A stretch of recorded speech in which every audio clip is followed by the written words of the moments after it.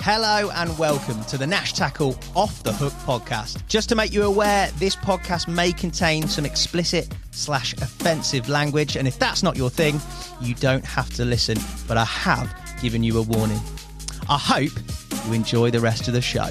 You don't know the half of it, but anyway. I'm skating on the thinnest ice known to man. He said, and they put a poison in the tank that just instantly kills them.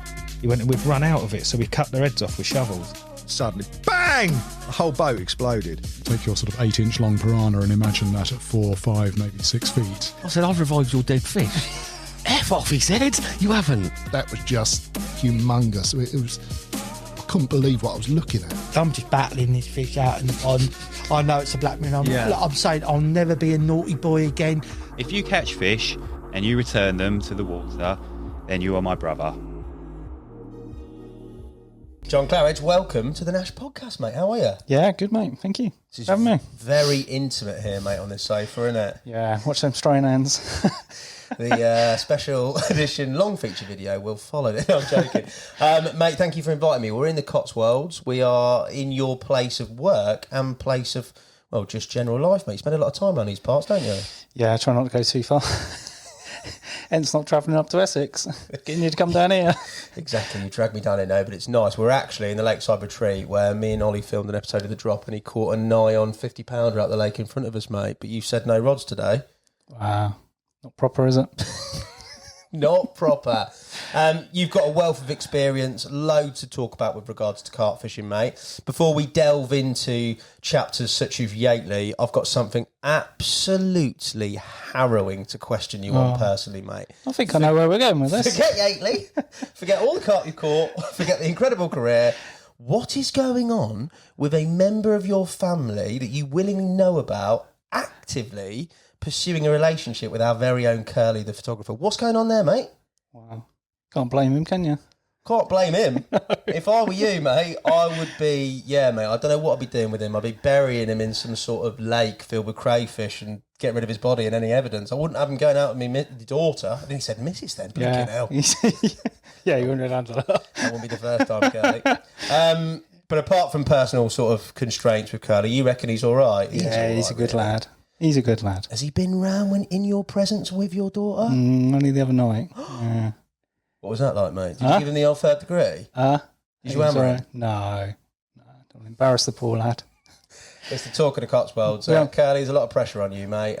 John knows people, and he's told me that he'll sort you out. So make sure you get to her. We haven't had the father shotgun chat yet. That's the cup. That's happening. Death by otters, mate. You're not shotgun. Just let them all on him in a room. On to sort of more pressing things, mate. Recently, what have you been up to? Bit of fishing or at the shop? What have you been doing? Yeah, 5 days a week. So get out most weeks, generally 2 nights.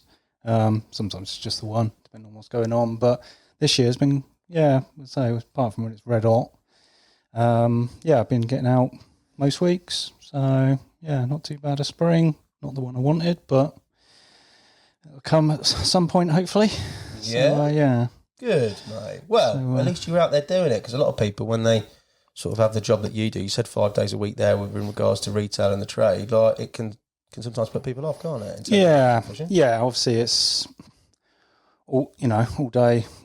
Well, I always try to keep my evenings for family stuff, So, obviously, it's shop talk all day. Fishing's my own time, so I try rather fish places these days where I don't see too many people. So, the last thing you want to be doing is bothered someone coming in and asking they've had something break or something. You don't really dealing with returns when you fish in and that sort of nonsense. But, I try to fish the quieter places, a bit off the beaten track these days, and keep my head down. Either just go and do the nights and be away in the morning on the busier places, or just chill, So, I've managed to, I've been in the trade over 20 years now. So, I managed to keep it a little bit separate. Still enjoy getting out most weeks. But, you got somewhere to get your teeth into. So, still enjoy it, mate. Still enjoy the job. So, good, mate. I don't know what I'd be doing otherwise if carp fishing wasn't my life. But, good work, good home, good fishing time. Sounds like you've got a good balance, mate, which is a key. Yeah, balance is everything, really. You know, you can go gung-ho on the fishing front. You know, people have said to me, oh, you know, what about Burfield, given that sort of place? But it's a young single man's game, much like the car park was back in the day. Like, you got, you know, missus and kids, full-time job. It's not the one, really, places like that. You've got to devote 100%, really, and, yeah, them days are long gone. So, not that I'm complaining. Rather have that balance, work and family, and then my fishing's my fishing time. But, yeah, it's them 2 nights, the other 5 nights, you know, apart from sneaking out, putting a bit of bait in, maybe. But, I'm local enough these days that I can be, you know, go bait up, back within an hour sort of thing. So at least I haven't got the journey times that I used to have. You know, you're travelling 100 miles for an overnighter. Won't be doing that these days. No, it's only the price of petrol. Too right, mate. You've referenced a key chapter there and something that I definitely want to explore and talk about, and that is Yateley. You referenced Car Park Lake, but you spent a lot of time in and around that complex, the lakes that frequent that, in pretty much that sort of heyday period that influenced an awful lot of people. Tell wrote about it. People have heard about it. It was very much the sort of, I don't know, the mecca at that time, and set a massive hub of the universe, as Lou would What's say. That? Hub of the universe, as Lou would say. Hub of the universe. I love that. There you go. Perfect. For me, before we talk Yateley, your angling preceding Yateley, what does that look like? What's the journey in terms of into that sort of top echelon of carp fishing at Yateley? Well, born and bred Yateley, so I used to walk the lakes as youngster, leisure sport angling junior member. So yeah, that's, you know, it's always been close to me because obviously I grew up in the area, used to visit the lakes. Then went through sort of little lakes, local, not so much carp fishing until got into my teens, and then sort of carp fishing, different ponds and that about. Moved when I was 16, and then fished local lakes at the time. Where'd you move to, mate? Just near Frampton. Oh, okay. Yeah, Gloucestershire. Yeah. So not a million miles from here, like, but so moved there, done Frampton and a few of the other lakes in the area. It was 30s were pretty scarce back then. We're talking mid-90s. So come 97, decided to head back to Yateley. It's 100 mile round, you know, each way, so 200 mile round trip.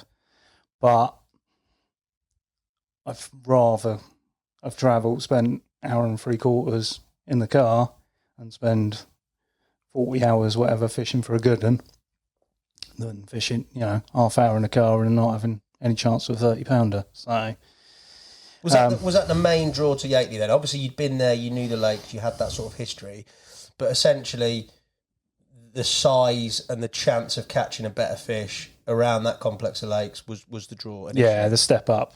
I'd felt, you know, at that point, locally, I'd exhausted, you know, a good share of the lakes that I had access to. But yeah, it was that progressive step. I think PB at the time was 34.5. All right, okay. So you had a 30. Yeah, but you were limited at that point. I'd only had sort of a couple of 30s, but felt like moving on somewhere where you could catch 30-pounders, but then look at obviously going up to 40-pounders from there on in. So Yateley, and obviously the stepping stone of Yateley, going through the lakes, you could work your way up, and I'd rather, you know, and that was the choice I made, that I'd start and build my way up and gradually try and increase my PB and my experience and types of lakes, rather than, it was about that point that the closed seasons were getting abolished. Okay. So there was a big exodus, people going on the north and the car park, Bazil coming out every week, Arthur coming out a couple of times, which was all unheard of at the time. But, you know, silly season, suddenly May, when they had never been fished for until June the 16th, it was the old clubbing seals. And, a couple of people said to me, oh, I want to get on there, you know, chance for a big one. But I didn't want it to be over sort of straight away. I wanted to work my way up, you know, earn your stripes. Yeah, and go through it that way. So, yeah, started on the Match Lake. And then just, you know, gradually did the actual progression of the route. Yeah, pretty much went to plan really. First season, bit of a learning curve, but it was just finding the spots, finding the fish, and then back then it was big walls of Canadian, and the match lake really the weed was like just grew in steep walls, so you just got as tight as you could to the where you could get a good hard drop. So you just plumbing right tight to the weed. If you got the crack down, that was generally the spot. Obviously you could see fish in the weed, a couple of trees and that. You get up and you could see which weed beds they were in, so you knew which weed beds you had to aim for. Yeah. They were quite happy in the dense weed, so you weren't sort of spooking them out. You just led as tight to the weed as you could get. And the harder the drop you got, the closer to the weed you got. It was happy days really. So it wasn't, once you'd learnt that,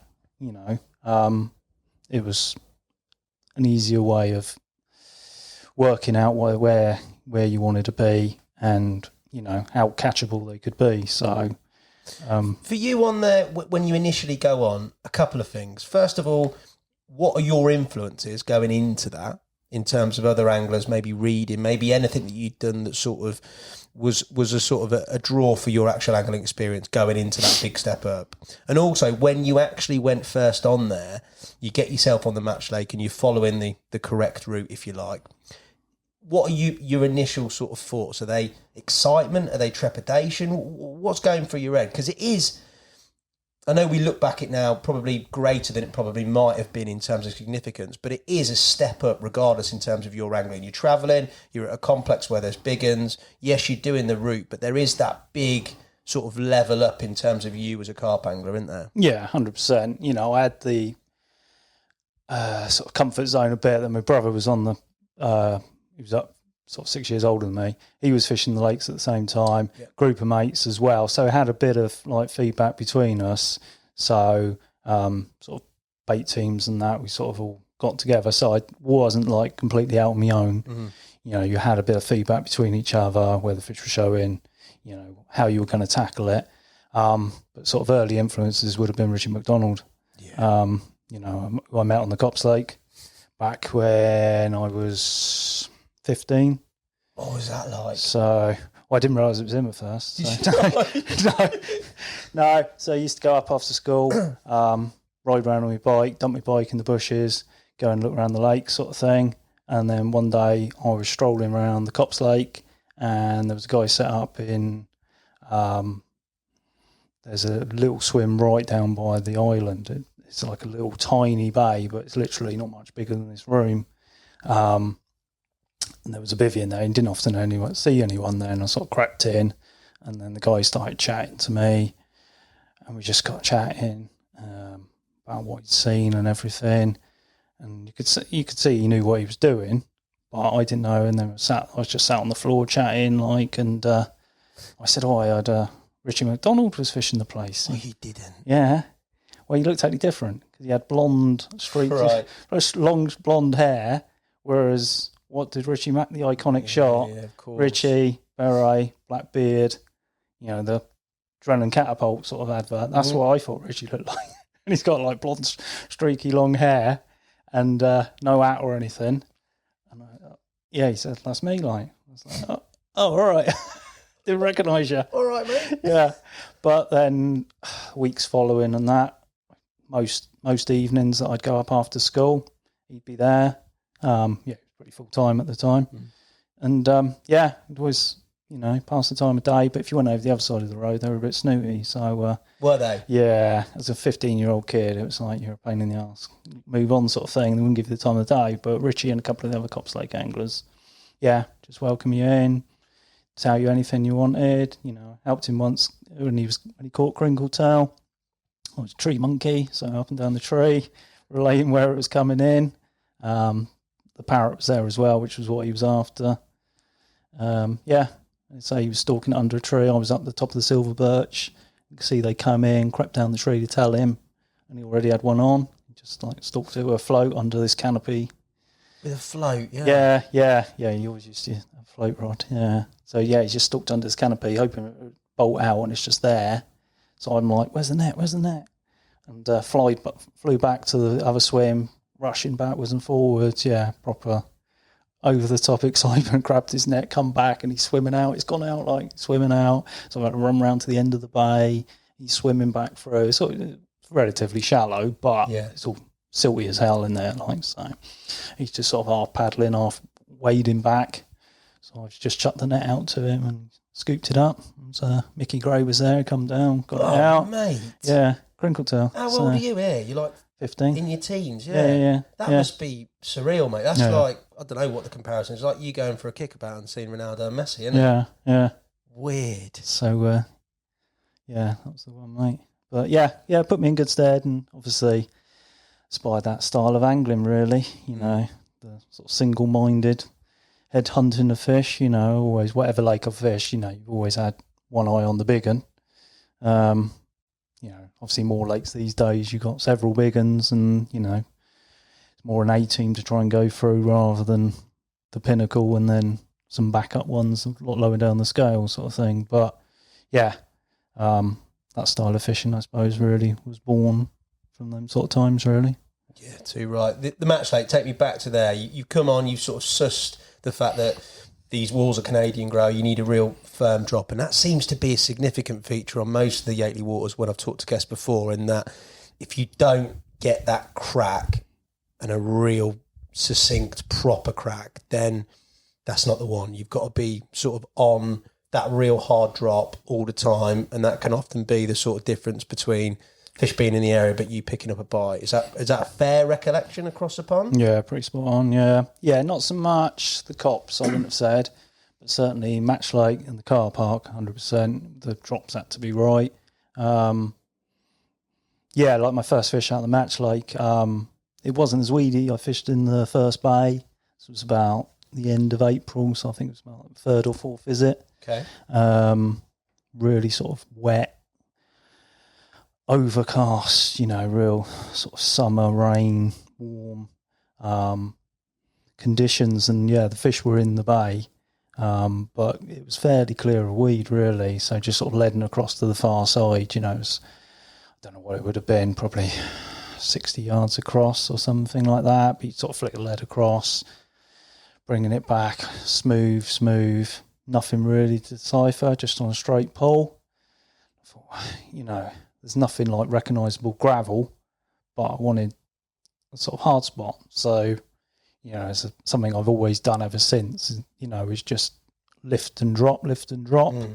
So, obviously, with stiff marker rod, you can just literally almost like strike it off the bottom and just feel for drops on the retrieve rather than just pulling back, see what the bottom is the hardness of the drop. So, as long as you got the hardness of the drop, obviously, you could clip up then and then fine-tune it that way. Pop the float up, you know, you weren't wrapping back then days, you know, it was all by eye, by the float. So, but once you found the spot, pop the float up, get your rig straight on it, and then catapulting baits around, you know. So back then it wasn't, you know, I don't hardly ever do it these days. You know, I do use a bit of bait, but back then you would count out your baits. It'd be like some place, I think, Match Lake was like 50, 60 baits to start with, and then later in the year I was sort of upping it to like 80 baits. Yeah. Whereas now, you know, it could be like 30 spots or whatever, you know. So, you know, you're talking more kilos rather than numbers of baits. But yeah, the magic number once you settled on it. What bait are you on? What bait? You talked about baiting campaigns and being able to. Match Lake, we used a DT Baits Fish and Blood back then, fresh orange. My brother and that had already been using it, rolling it, you know, it was just getting the base mix, and then, but we were all using the same liquids. I think the only thing I did a DNA lactose or something, a really sweet, sickly sort of liquid, and used to coat the baits in that. I think he used to put a bit in the mix, but then used to glaze them as well. Right. Which is something I've done in recent years with sort of cloudy manila. Just glazing the bait so you get that instant leak off, and then obviously it's seeping out the baits after that. But yeah, we were all using that. Rig wise? Would have been just sort of amnesia stiff D rig. Yeah. Fairly simple, sort of 7-8 inch hook link. Classic rotary Yateley style setup. No, I would have been. I was inline lead a lot then. Oh yeah. Yeah, big heavy inlines. Yeah, I was always sort of inlines for the sort of hooking efficiency. A lot of it was close range, Yateley, you weren't big casting, so it wasn't like lead clips or swivel leads like. It was more the hooking properties. So yeah, it was sort of flat pairs really. Sort of 3 ounce, which seemed quite heavy back then, but obviously I had light rods then. Yeah, but rig wise would have been just amnesia. D rigs on then, so occasionally you got dodgy colds. A little bit too one dimensional where they were coming from, but yeah, changed things in later years. But back then in the match light, yeah, that was what I was using, and yeah, had a few. What's that first bite like on there, mate? The thing about it was the catfish at the time. There was a lot of catfish in the match lake, and it was the whole time I was playing it was like, please don't be a cat, please don't be a cat. Don't think it was a terrific fight. Just a steady sort of plod round, take a few yards, come back. But it swirled a few times on the surface, and it's like, oh no, don't be a big moggy. Yeah, not a fan of them. And horrible slugs. But yeah, so it was, middle of the night, sort of 1 a.m, every little swirl, was magnified with the drama of it. Yeah. But when it went in the net, first thing was check it was a carp, and once I knew it was a carp, that was first Yateley carp. Because although I used to live up there and used to do a bit, it was obviously well beyond my young years back then. Yeah, of course. So yeah, although I caught lots of tench and pike and other things, I never actually caught carp. So it was my first Yateley carp. So I'd have been 27, 28 back then, I think. Right. No, a bit younger than that, 97. Yeah, 24. Sorry. 24. Yeah. So is that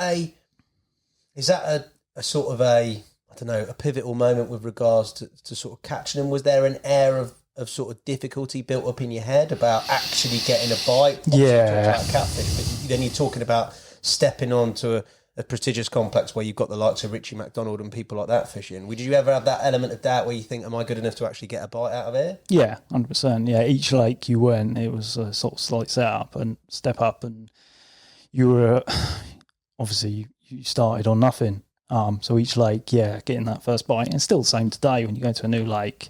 Once you got that first bite, you got something to work on. When you know what sort of areas they want to feed on, what sort of quantity of baits you're using, what rigs we're using. At least you've got something to base your own ideas. Obviously, you can hear what other people are doing, but there's nothing like having your own, set of things that work. You can obviously tweak and adjust as time goes on and let the fish show you what needs to be different, rig-wise, obviously.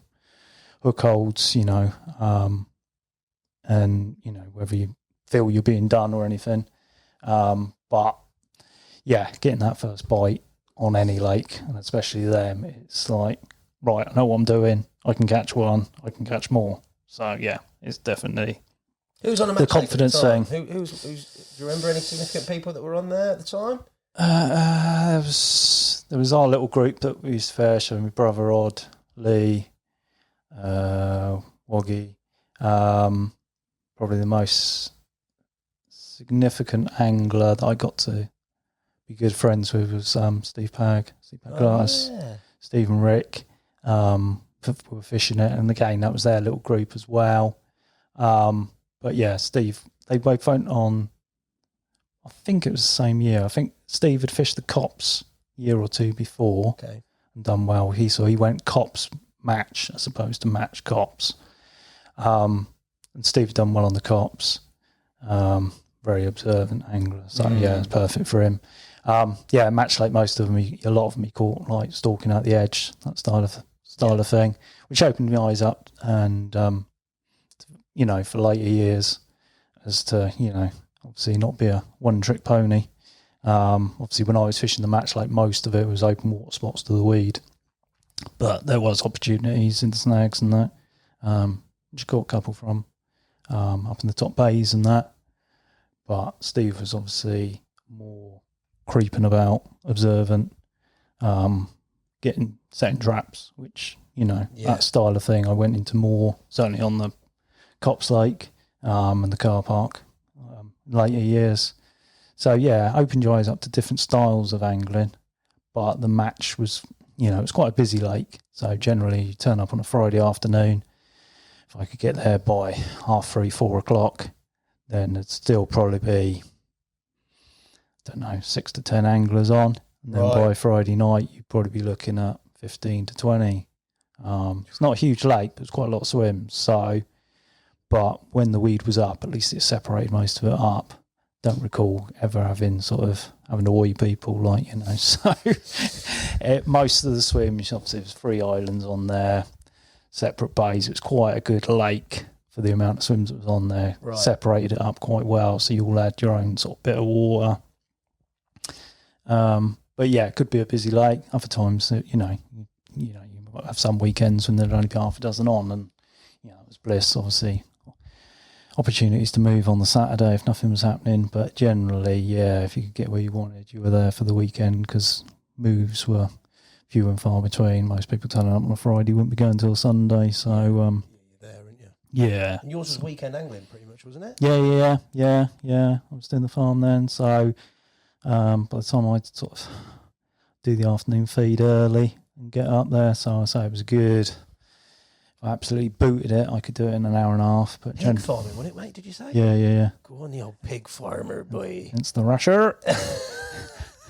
So, So that's a grind, though, mate. Farming in the week and then going out. Yeah. So, it was a tiring, manual job. Yeah. But, you'd start a bit early on a Friday and then get the afternoon feed done early and then in the car, boot it up there. It was 90 odd miles. So hour and a half is a good run. Fair do. As long as you can get M4 traffic, it was generally not too bad. Don't remember too many hold-ups on the motorway but if it was, there's nothing you could do about it. So you pull into that car park, once you went over that bridge, the smell of the river just took all them worries away. And you were in Yateley zone. In Yateley time. For you, the sort of the route through the match lake, if you like, how did you time and fold on there? You've obviously caught them. You distinguished sort of drops, what you're looking for, where you're fishing against bands of weed. What was the sort of? I always find this. What was the sort of how that played out, but also that moment where you knew, right, okay, so match lake for me, I can put a big tick next to it, and it's time to move on to the next one. I wanted a 30 out there at the time. I think there was just 3. There might have been 1 or 2 that could possibly scrape it, but it was Thompson's drop scale and Scaly with the 3. Yeah. They were all around sort of 33 pound mark. So there was a chance, if you got it right, one of them, particularly Thompson's and drop scale, that could possibly, I think PB was 34.5. Okay. So I had an outside chance with PB, but I was trying to catch match lake 30. And catch a few of the others. So that was the first, target to achieve really. So I had a few 20s. I say that trip I had that first one, that was 21, and then I had little scissors. Went up the calf because most of the bites was afternoons on the match lake. Really? Best time, yeah. What sort of time? Like 1 till sort of last light? More. Used to be Saturday afternoons when the football was on, pretty much. So 3 till 5. Yeah. So quite often, bite time was like half time. That was the best time I found. Quarter to 4 to 4 o'clock. Yeah. So, but that first trip, had that one at 1 o'clock in the morning, which was a fish called ribs. It was 21, but it was the 80-20. Yeah. So, and then we all went up the calf, which became a regular thing. About 9 o'clock, shoot up the calf in a couple of cars. Get anything you needed from supplies from the shops. You'd be back in, casting out by 11 sort of thing. So plenty of time for sort of lunchtime onwards, bite time. So I think that I had little scissors, which was one of the better fish. I think it occasionally gone up to 30 pound. That was 27.12. Had that. I think it was probably around about 1 o'clock, something like that. Hadn't been out that long. Same spot. Got the drop, sort of 30 baits around it or whatever. This was sort of end of April, so still relatively early in the year before they sort of got troughing. But yeah, then obviously you had something to go on, amount of baits, type of drops, something to work on. And then next couple of months, I probably had more blanks than catches. But yeah, come sort of August time, I was probably up to half a dozen fish.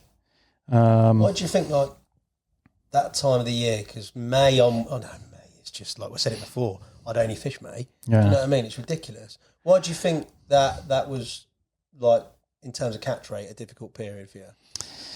Obviously you got to build up the spawning, but it was just so busy all the time. Was it rammed? Yeah. Okay. Yeah. Obviously got a lot of people wanting to go, so I'd say turning up on a Friday afternoon, a lot of the time you couldn't get where you wanted to be.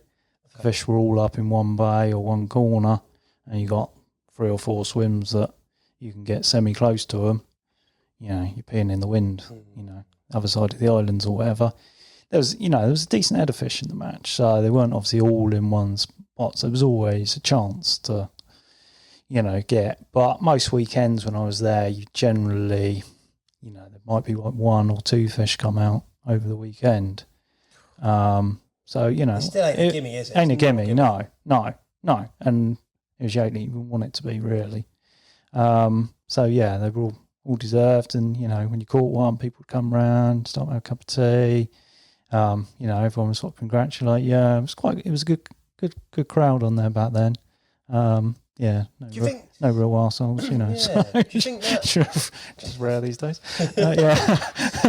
do you think that sort of atmosphere, that sort of, I don't know what you call it, etiquette, camaraderie, there's all those sort of words that are trigger words within that sort of field that everybody talks about really romantically, like everybody winding in, going up the calf with everybody in a couple of cars. Do you think that was just because of how carp fishing was at the time, in terms of there wasn't I mean, you're saying it's busy, but there weren't a great deal compared to what carp fishing looks like now? Or do you think that's a generational thing? Where do you think that comes from? Because that is very much romanticised about. People talk about that whole feel, that whole, I don't know, that whole Yateley time, and that being a distinct part of it. And it's not necessarily a feature that's in common with a lot of the fisheries that we fish nowadays. Might be a few syndicates, don't get me wrong. There might be a few club waters, there might be a few day tickets where that is the case. But generally that's an exception rather than the norm. Why do you think that is? I think it's more a generation thing. Do you? Yeah. Other waters I fished with people of my generation, you tend to have that more etiquette. You know, you would go into a swim, if you were next door to someone, then you'd always say, I'm thinking of going next door, you're fishing this way, you know, is that gonna fuck you up? Whereas these days, you know, they just chuck a lead out in your swim, it's not till you're like, you're on top of me, mate, that even occurs to them. Yeah. I don't think, a lot of the time people do that, I don't think it's on purpose, it's just they're ignorant to even like consider that you could be encroaching on someone, or, you know, even things like back then, like climbing trees. Yeah. If the tree was next to someone's swim, that's their tree. You know, you can't just go climbing and having a look. Yeah. You know, you don't go, if that bit of bank's free, then game on. But if there's someone there, unless they say, oh, you know, you want to shut the tree, mate, crack on. But whereas these days, I think people just scramble through the bushes and looking at your spots and that sort of thing. Whereas back then, it was a complete no. And I think everyone just knew that and accepted it. And, you know, you didn't get, I say, marker float wars and that sort of thing, because everyone respected everyone's water. Whereas, whether it's because more now, sort of, with a more sort of hungry, you know, more fish about, and everyone's more competitive to jump on and fish at all costs almost, you know, the etiquette side of leaving someone to it isn't what it was. You know, if there's a swim there, then I'm sod it, mate, I'm fishing here, you know. Yeah. You know, 50-50, middle for diddle, you know, it's like whether you've got a bait there and they're chucking to the, you know, a rod length from your float, it's like, you know, you're going to fuck it up for both of you, but they're like, well, the fish are there, or it's game on sort of thing, whereas back then, Yeah, it wouldn't happen. Unless you had a huge weed bed in between you. You wouldn't be going sort of dead opposite someone and casting towards a spot. You know, you'd purposely fish down to the left or something, or, you know, or just, you know, say, oh, well, you're in this bay or whatever, I'll leave you to it, and go and try and find some fish somewhere else rather than jumping on someone else's fish. And then you hope, obviously, I've always been you do to others what you want done to yourself. So if you wouldn't want it, then don't do it. So, and if you're in that situation, it's like, weigh it up, you know. If I was fishing that spot, would I want someone going in there and doing that? No. Well, don't do it yourself then, you know. Yeah, fair dude. And I think if you go with that, then hopefully you don't get, too much far wrong, too much ag, you know. So, but I think it's a generational thing. The quest for your 30, mate, from the match lake. Talk to me. You've been pretty a spell where you said you struggled a bit during summer. Yeah, off and on, mate. Yeah, through the summer. Still learning the lake. I try to fish different swims all the time. You're forced to a lot of the time because of the busyness. But yeah, learning the lake. Earning your stripes, getting a few. But probably the turning point was when I fished the 48 swim, which was on the Copse Lake bank. Southwesties used to push into that corner. They would get right into the snags in the corner. Not overly snaggy, but there was a few, you know, sort of underwater bushes, a lot of overhang and that. They would sneak in there at times. But I just found a couple of really nice areas.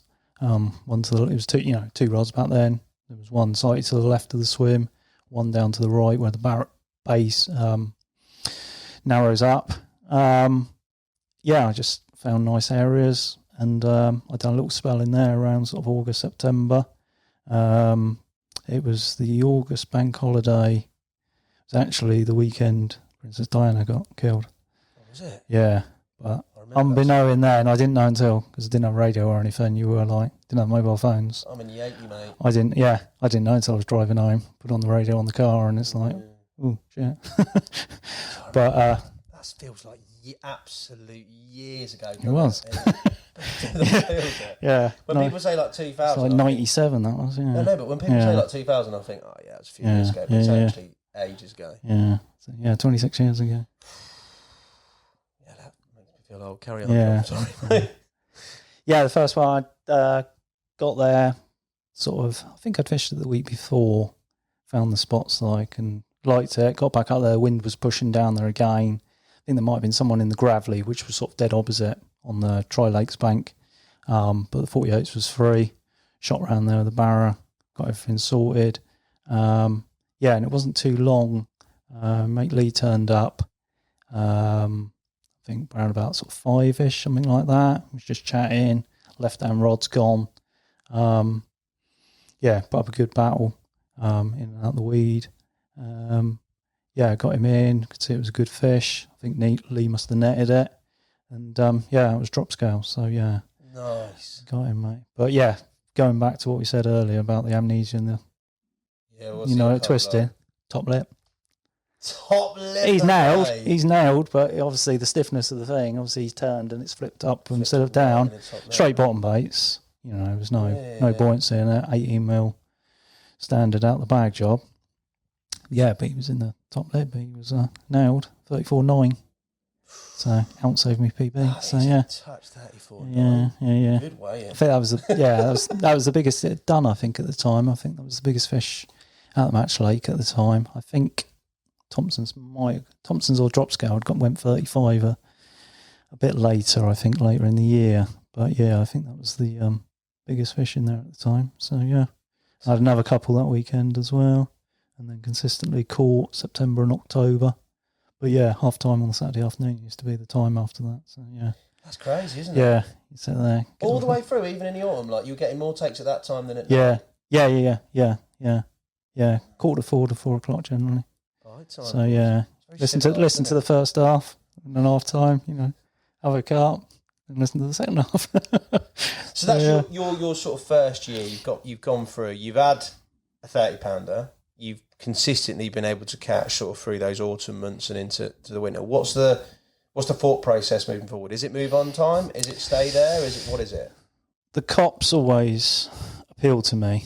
I say back in the day when obviously I used to visit Richie, see Crinkle on the bank. Small, intimate. That was always the next stepping stone. So a year on the match lake was always the plan, really. Even if you weren't caught consistently, or a 30, would you have stayed for another year? Potentially, but yeah, so the plan was the thing. Fortunately, I think I had 15 that first year. So, just the 130, but quite a few big 20s. So I was happy with what I'd caught. So brother and Lee had moved on to the Copse at that time, so it was sort of, all sort of like almost like following each other, and then sort of, the bait side of things and, information wise, being able to pull, it was quite good. Like, and obviously being on the match, a lot of the time I was fishing that top bank. I had the Copse literally 15 yards behind me. I was going to say, did you go? You're just on a narrow causeway. So, like that 48 swim, you were on the back of the little bay, was opposite where Richie had caught Grinkle that time, out of the natural bivvy. Well, under the tree, just down to the side. So I had the bay right behind me, so you could see you had all the snags along, down from the pig swim down. Party swims I fished a little bit, where again, then you had the dugouts further up looking out, so you always, being able to sort of have a quick scout around and that. Occasionally you deer one bosh out in the night, that sort of thing. Rush out, where's that? What's behind me? Have a quick look. So there was a little bit of, obviously, a bit of homework, so to speak. Come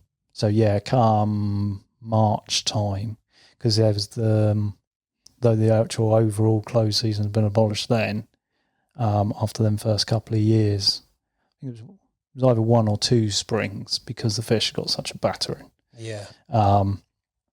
Leisure Sport, as it was then, decided to put a 2-month close season on, which was May and June. But what they'd done was, not May and June, April and May, sorry. So it finished March 31st, opened June the 1st. Yeah. That was on the car park in the North Lake. But the match and the Copse, they sort of compromised. You could fish then, but you could only do days. So there was a bit odd. But yeah. So in the day, So you could do, I think it was 6 in the morning till dark, I think. Okay. Yeah. So that was the thing. So the end of March, mate Lee had crinkle tail out the natural bivvy. That must have been probably about 10 days, fortnight before the end of the season. Okay. And I was thinking of it. I managed to get a couple of days off, because I never really used to get holiday because of the farm. So I managed to get a couple of days at the end of the season. So I decided to fish on the Copse for them last couple of days. And there was, I think there was about 3 or 4 of us there over the weekend, and then I think I had like the Monday, and I think it finished on the Tuesday, something like that. I remember the Sunday. I can't remember if I fished the match lake over the weekend, then moved on, or whether I fished another swim. No, I think I fished another swim on the Copse, but I hadn't had anything. And on Sunday it came a bit quieter, so I had a look round. Got up that same silver birch that I did when I helped Richie that time. There was a cut. I see big one, which I think was the pretty one, which was a decent 30-pounder. Just ghosting down from the channel and just into the bay, circling around the bay. The bay swim, the natural bivvy swim was free. I don't think anyone had been in there that weekend in the bay, so I quickly bucketed that, got a gear, got set up, and the fish had rested up in the same overhang where Richie had stalked it with the float. So it was a good omen, so going back in time. And so, just really managed to get a rig right on the end of the snag there. And you had a full set of snags you got like a deep channel. It's quite a shallow bay, but there's like a little dot island in the middle.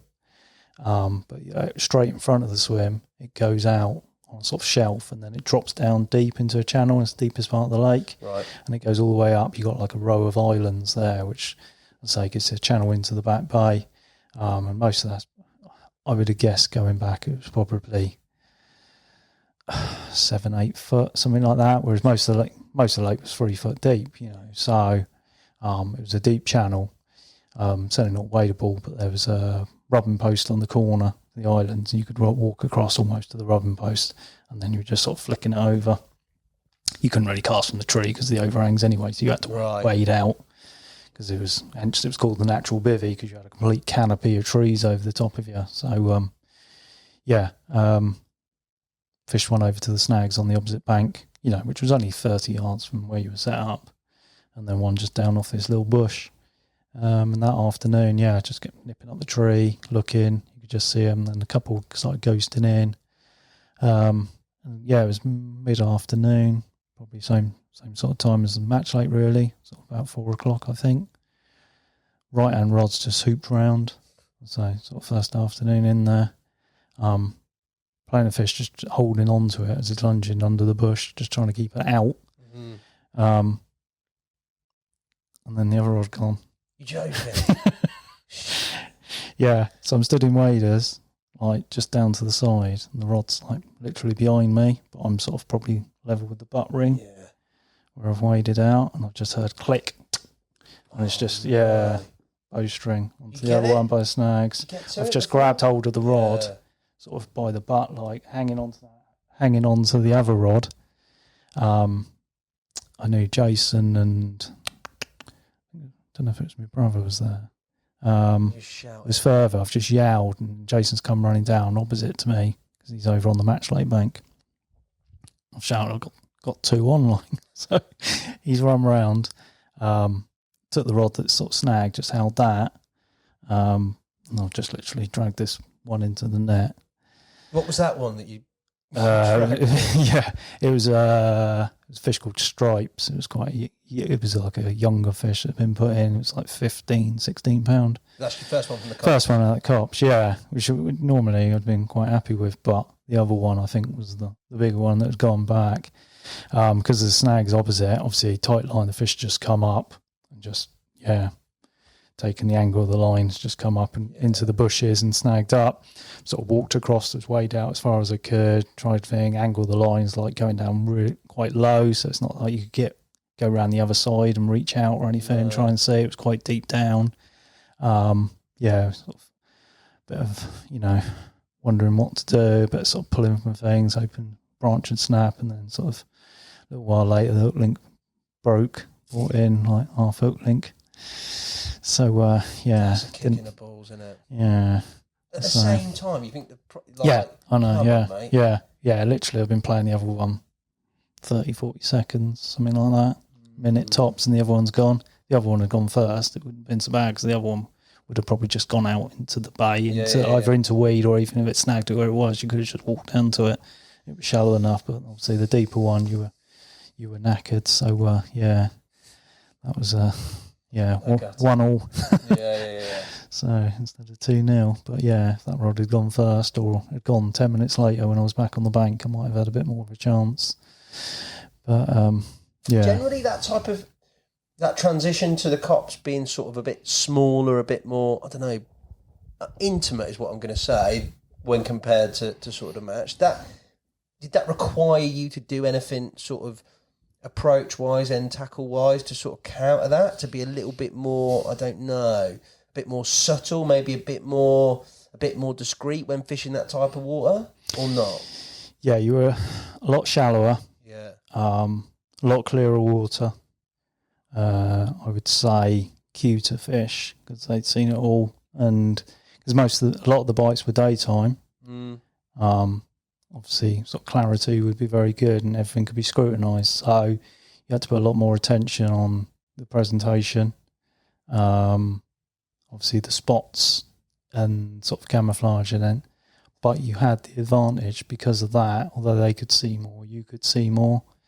So that style, I got more into, obviously, I spent a lot of the time sat sat in trees like watching. They were quite easy fish to find because it was quite shallow, quite weedy. Wasn't very often you didn't do a lap and you didn't find most of them, to be honest. Right. Some of them would disappear, like scaly, leather. They were more elusive, but sort of crinkle, slate grey, pretty one. Quite often you could at least find one of them. I remember that being obviously on decent sort of conditions, like, you know. But I remember that being one of the most sort of I don't know, surprising things when people have talked about Yateley to me, because it was hard. People didn't get many bites. If they were lucky enough to get the bite, then happy days. But I thought because of that, and I don't think it was really publicised, that you just didn't see them, or they just sort of were mythical creatures that went missing in all the weed and whatever. But majority of people that talked about it says that you would find them. Yeah, you'd see them. Yeah. Which made it even more frustrating because you knew where they were, you knew what they were doing, and you knew they were getting away with it. Did you see them get away? Were you up a tree and what did you see? Because you said there are observations with regards to that. I did change stuff rig-wise, okay. Which I think, looking back, was pretty pivotal because that year, I think I probably hooked every fish in that lake. I did lose a couple. Well, I lost a few, but I did lose the two I didn't catch, I'm pretty sure. And I know for a fact I lost the one because I see it pick the hook bait up. We'll get onto that in a minute. But yeah, I changed to pop-ups, but low lying, but on a withy pull. A withy? But with the amnesia still. So I still had the stiff link to kick away, getting small 2-ounce inline lead. Yeah, and just the shrink tube is using them carp nailers at the time, which is basically a curve shank. Yeah. So, which lended itself to the shrink tube. That naturally went through. How big a withy? Gap between shot and hook point would have been 15 mil. Okay, so it's quite small then. Yeah, 15 to 20 mil, sort of 3/4 of an inch sort of thing. Yeah. So still fairly low lying. Yeah. Yeah, I think I remember it was been probably 30 mil shrink tube, something like that, I recall. A long time ago. So. But yeah, curve it round so it was dead opposite the point. And then I used to put a shot on there so it was overweighted. Right. Be like a AAA shot or something, pinched on next to the end of the shrink tube. So the hook bait was probably sitting sort of an inch off the deck. Fair days. I didn't know anyone that used that on there. It was mainly hinge stiffs or bottom baits. Yeah, the old hinge stiff had come in. Yeah, because this is post-tail Nige. You know, they were early 90s on there. Probably 93, 94, I would have said, sort of. And Tail and Nige and that were on there, and Lou. Did you speak? And it was 98 when I fished it. So yeah, it might have been 95 even. Yeah. Was it spoken of with regards to, I didn't know how well publicised, obviously they publicised that hinge stiff rig. I didn't know when that came into play in terms of people knowing about it and still fishing Yateley, but I'm guessing, as you said there, if people are using it. I think it was, I think obviously it would have probably been, obviously Big Carp was the sort of mag, and it was the Yateley mag, wasn't it? It was 90% Yateley. Yeah. So, I think obviously Rob had done stuff with Tao and that at that time. It was out there being used. It was out there, No, didn't see no, not on there. Obviously it was about, but I never knew anyone that else had used that. Obviously, was that a conscious effort from you to do something slightly different then, rather than just down the hinge stiff rig? Yeah, I just knew they were really tricky fish. And I thought, what can I do that when it picks it up? Because you heard all the time people getting rod knocks, aborted takes, because it was quite shallow. Suddenly, and then big eruption on the spot or whatever. I know whizzer. Heard that quite a lot. Well, obviously they're getting away with it, aren't they? They're getting pricked, but you need something, obviously, once it's in the mouth, curl around that lip. Something they can't eject. Don't know really. I must have just seen it in a magazine or anything, tied it up, thought, yeah, that could be the one. Gave it a whirl, and I say straight away, I had them 2 bites. First trip. Obviously, then the night stopped and it went days. So I did carry on. I did a bit on the match. I was sort of floating between the two, because obviously it wasn't close to home.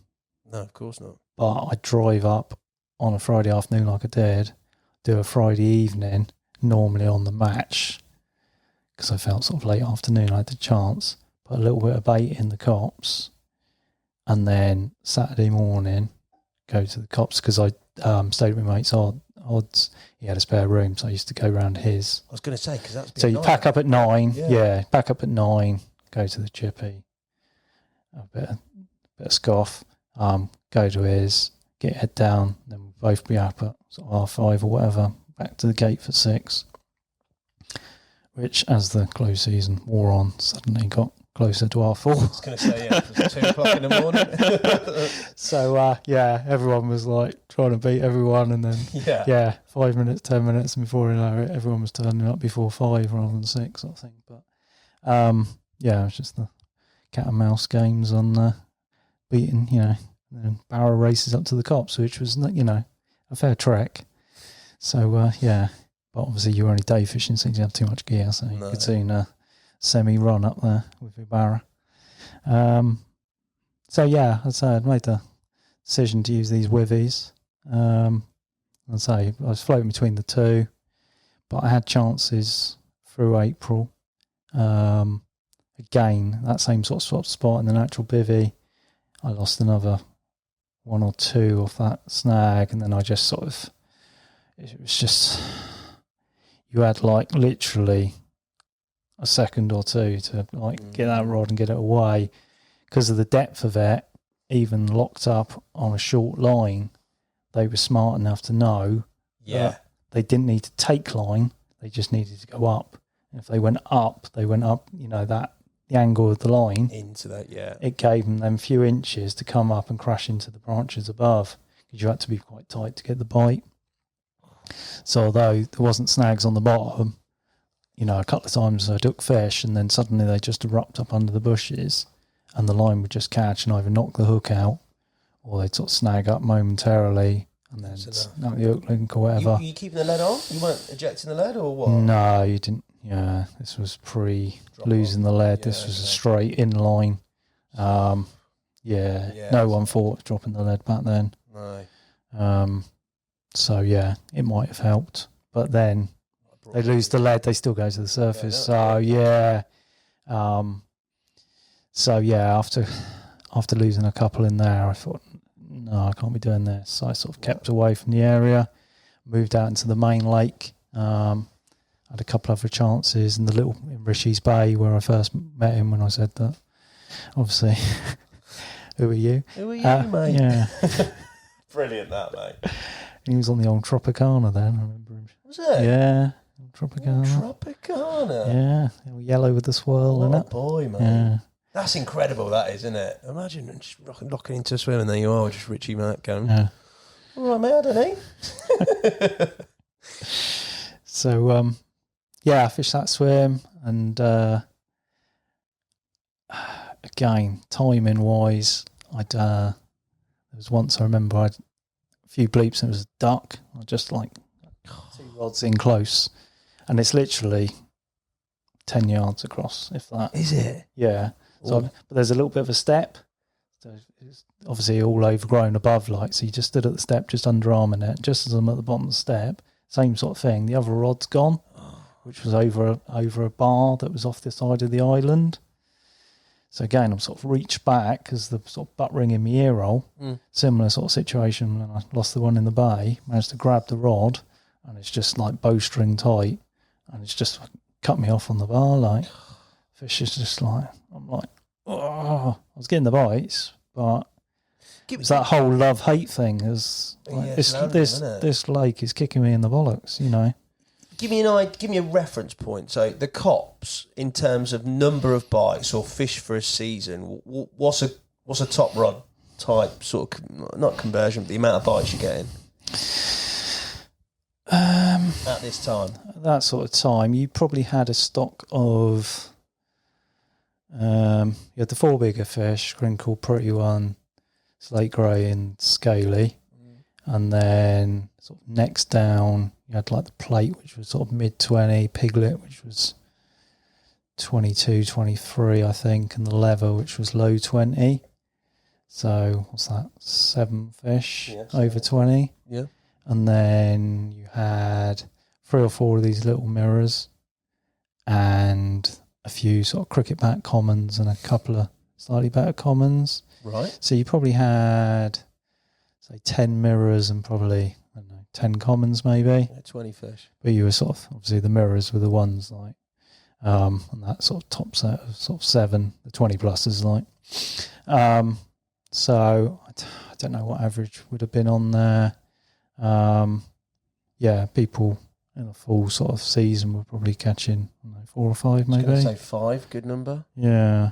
And you've had a fair few bites. Yeah, through that sort of a days only period, and obviously them 2 at the end of the season. At that point, coming up till the start of June, I think I'd had 6 or 7 bites then. Yeah, but only, 5 or 6 bites, and only landed a couple. Lost sort of about 4 fish, something like that.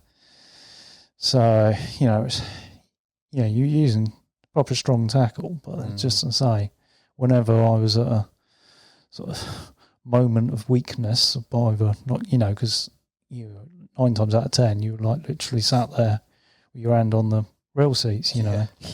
You're only day fishing, got a little low chair, and you're sat right next to the rods. But yeah, whenever I was away, either recasting or playing one as that thing, they seemed to take the opportunity to bust off. Whether it was because it was the spring, they were full of vigour, but they was like, going a bit mental. I don't know, but at that point it was, starting to get me down with the losses sort of thing. But then obviously June was coming, so we could start doing the nights. So done the day. I think we could stay over that first night, so it was like opening night. So it was like May the 31st, got there early. Yeah. And then June. But yeah, there was a lot of people threatening that they were going to do the summer on the Copse like, but it was pretty much the same 3 or 4 of us that fished on there in the spring come opening night. There was no real new faces. I think most people probably were on the match, short hawk. Yeah. Copse didn't seem to get any more pressure than it had done for the same group of us. So we were pretty much all on the same bait. With that group, did you have specific, because I know you said the match there was ridiculously busy, did you have specific areas which you sort of left to each other, or was it still a case of fishing different pegs, different areas, as and when you got down there on the weekends? Yeah, to start, we pretty much sort of decided the sort of areas, certainly for that sort of start period, where we were going, so we didn't sort of tread on each other's toes. Yeah. But yeah, obviously people did move about, but yeah, people had their preferences, so it worked quite well that we weren't sort of treading on each other's toes really. But obviously, I'd say we were sort of all on the same bait at the time. Obviously, I was the only one that was using the wivvy, like. They all looked at it and thought it was a bit odd sort of thing. So did they? Yeah. But yeah. But again, I think you said previously when we talked about the match, we talked about the drops and the spots and things like that. But you said the Copse was slightly different with regards to that. It wasn't all it's more real blatant hard spots. No. Obviously the Copse was more visual, so you could see where the fish wanted to, where they were going down and grubbing down, that sort of thing. And the best spot that I had was that opening night. And again, the fish showed me where it was. I was sort of fishing more out in open water. But then from the tree, there was a couple of fish that were coming up from the Parrot Island down to the left. My brother was down in the Parrot Island swim. And they were just, I think it was on the morning we'd come back from the calf. I got up the tree and there was a couple of fish just cruising along. And they were going over this really shallow area. It was dense weed beds out there. This was down to the left a little bit, but castable from the swim. was only about probably 30, 40 yards out. But it looked too shallow. Looked really shallow from the swim, and I'm thinking, am I going to get a bite there? I thought, well, the fish are swimming over it. So I put the float out. I think it was like 18 inches on top, 2 foot down the sides. So I thought, as long as I get it sort of semi on the side, you could see, I'd say, and even from the water, your Polaroids on when the sun was out, you could see the glow sort of thing, see work out sort of trajectory, that you could recast it without the float. So yeah, I fished out that first afternoon, flicked a rig on it, 20 baits, which seemed to be the one on the Copse. So you just learn what works. So I just carried on, 20 baits. So just catapulted one at a time onto the hump. And then again, it was that sort of 3 o'clock magical afternoon time. Bird issues, no? Yeah, you had to keep an eye on when the swan was about. Gonna say.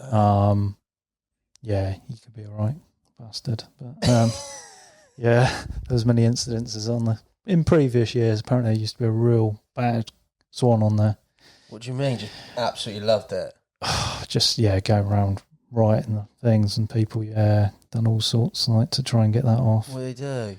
Hook him? No, sort of sleeping powders. Yeah. Feed him sleeping powders, so kind of thing. Ketchup was apparently a good one. Ketchup? Yeah. What you didn't like, but all over him? Spray a bit of ketchup on him and spend hours preening themselves, don't they? It's brutal, isn't it? So, but that was but I wouldn't late 80s, early 90s, like, and that was, If you found a lovely little hump, like where it's like ghosting over and you think it's a bite, you get your lead on there, the last thing you want is old Swanee. Yeah, because he's just going to clean you up. Yeah, most of the lake wasn't swan proof. And the last thing, you wanted an awkward swan on there. But there was a swan later in the year because he cost me the piglet. But at that time, it might have been, because obviously you had the nursery behind you and the match lake. So quite often, if you had a sort of resident one, they almost try and control all 3 lakes, like. So if he was on one of the other lakes and you see him coming out, you run up the bank, like, herd him back into the other swim. Like, quite often they come up from the party swims on the Copse and try dropping into the Copse. So yeah, you just herd them back. Go on, get back in there. Yeah, because last thing you wanted was a swan on that lake. Murder. No, mate. But at that point, I'd say certainly that day it was fine. Got the rig out there, waited, skipped up the tree a couple of times. I was fishing the Royal Box swim, and there was this perfect tree on the right hand side of the swim, nice and easy to scale up. Could even climb it in waders. Perfect viewing tree. You'd see them come in, dust up a bit, mooch off. They were just coming in, picking up 1 or 2 baits and then go in. Yeah, sat there, rods arched around, whizzed off, got straight into the weed. But it was shallow enough that you could get best part out there, so I got waders on. There was a certain path you had to go round because it did drop off. There was a bit of a trench. Okay. Remember seeing Munchkin once. He hooked one out there and went straight forwards. Munchkin's not the tallest. No, hence the name. Yeah, he got a booty straight away, straight over the top. Yeah, you had to go out to the right, tight to the bush, and then sort of loop round to the left where you went straight. Direct route. Yeah. Early bath. Beauty. Did he land the fish though? I can't remember. I hope so. Don't think he did. Oh no. Don't know. Can't remember. That was later in the year. Munchkin used to flit in on there between the match and the Copse, so he wasn't on the hardcore light for the duration. But yeah, on this time I managed to get out. Brother's heard to take. He's come running up. Got the waders on, sort of followed me out. No, I don't even think I had waders. I think I just waded straight out. Just get my shoes and trousers off and waded straight out, I think. Got out in the lake. Got to within about 10 yards before it started getting really silty and deeper. Yeah. But 10 yards pull as opposed to 30 odd yards. Yeah, just get them up in the air, don't you? Just try and get over the top of them. And then it started to budge, and then it's come out of the weed, unplugged, and then it's just backwards and forwards, in and out of the weed. sort of swelled up almost on top of us. And then, come around with another bit of weed, and my brother scooped it up. And we had the first Copse 830, so slate grey, Slate grey, mate, what fish. So, proper dark one. What's the party like? What, are you emotional? You seem very collected, mate. Every time I've spoke to you, like there's that air of sort of calm about you. But like, does that calm go when you're catching fish like that in that type of place? Yeah, don't go hysterical. You a shouter? Used to, car park wise, because that was relief. And Bazil, obviously. They were, it used to be a bit of a Yateley thing.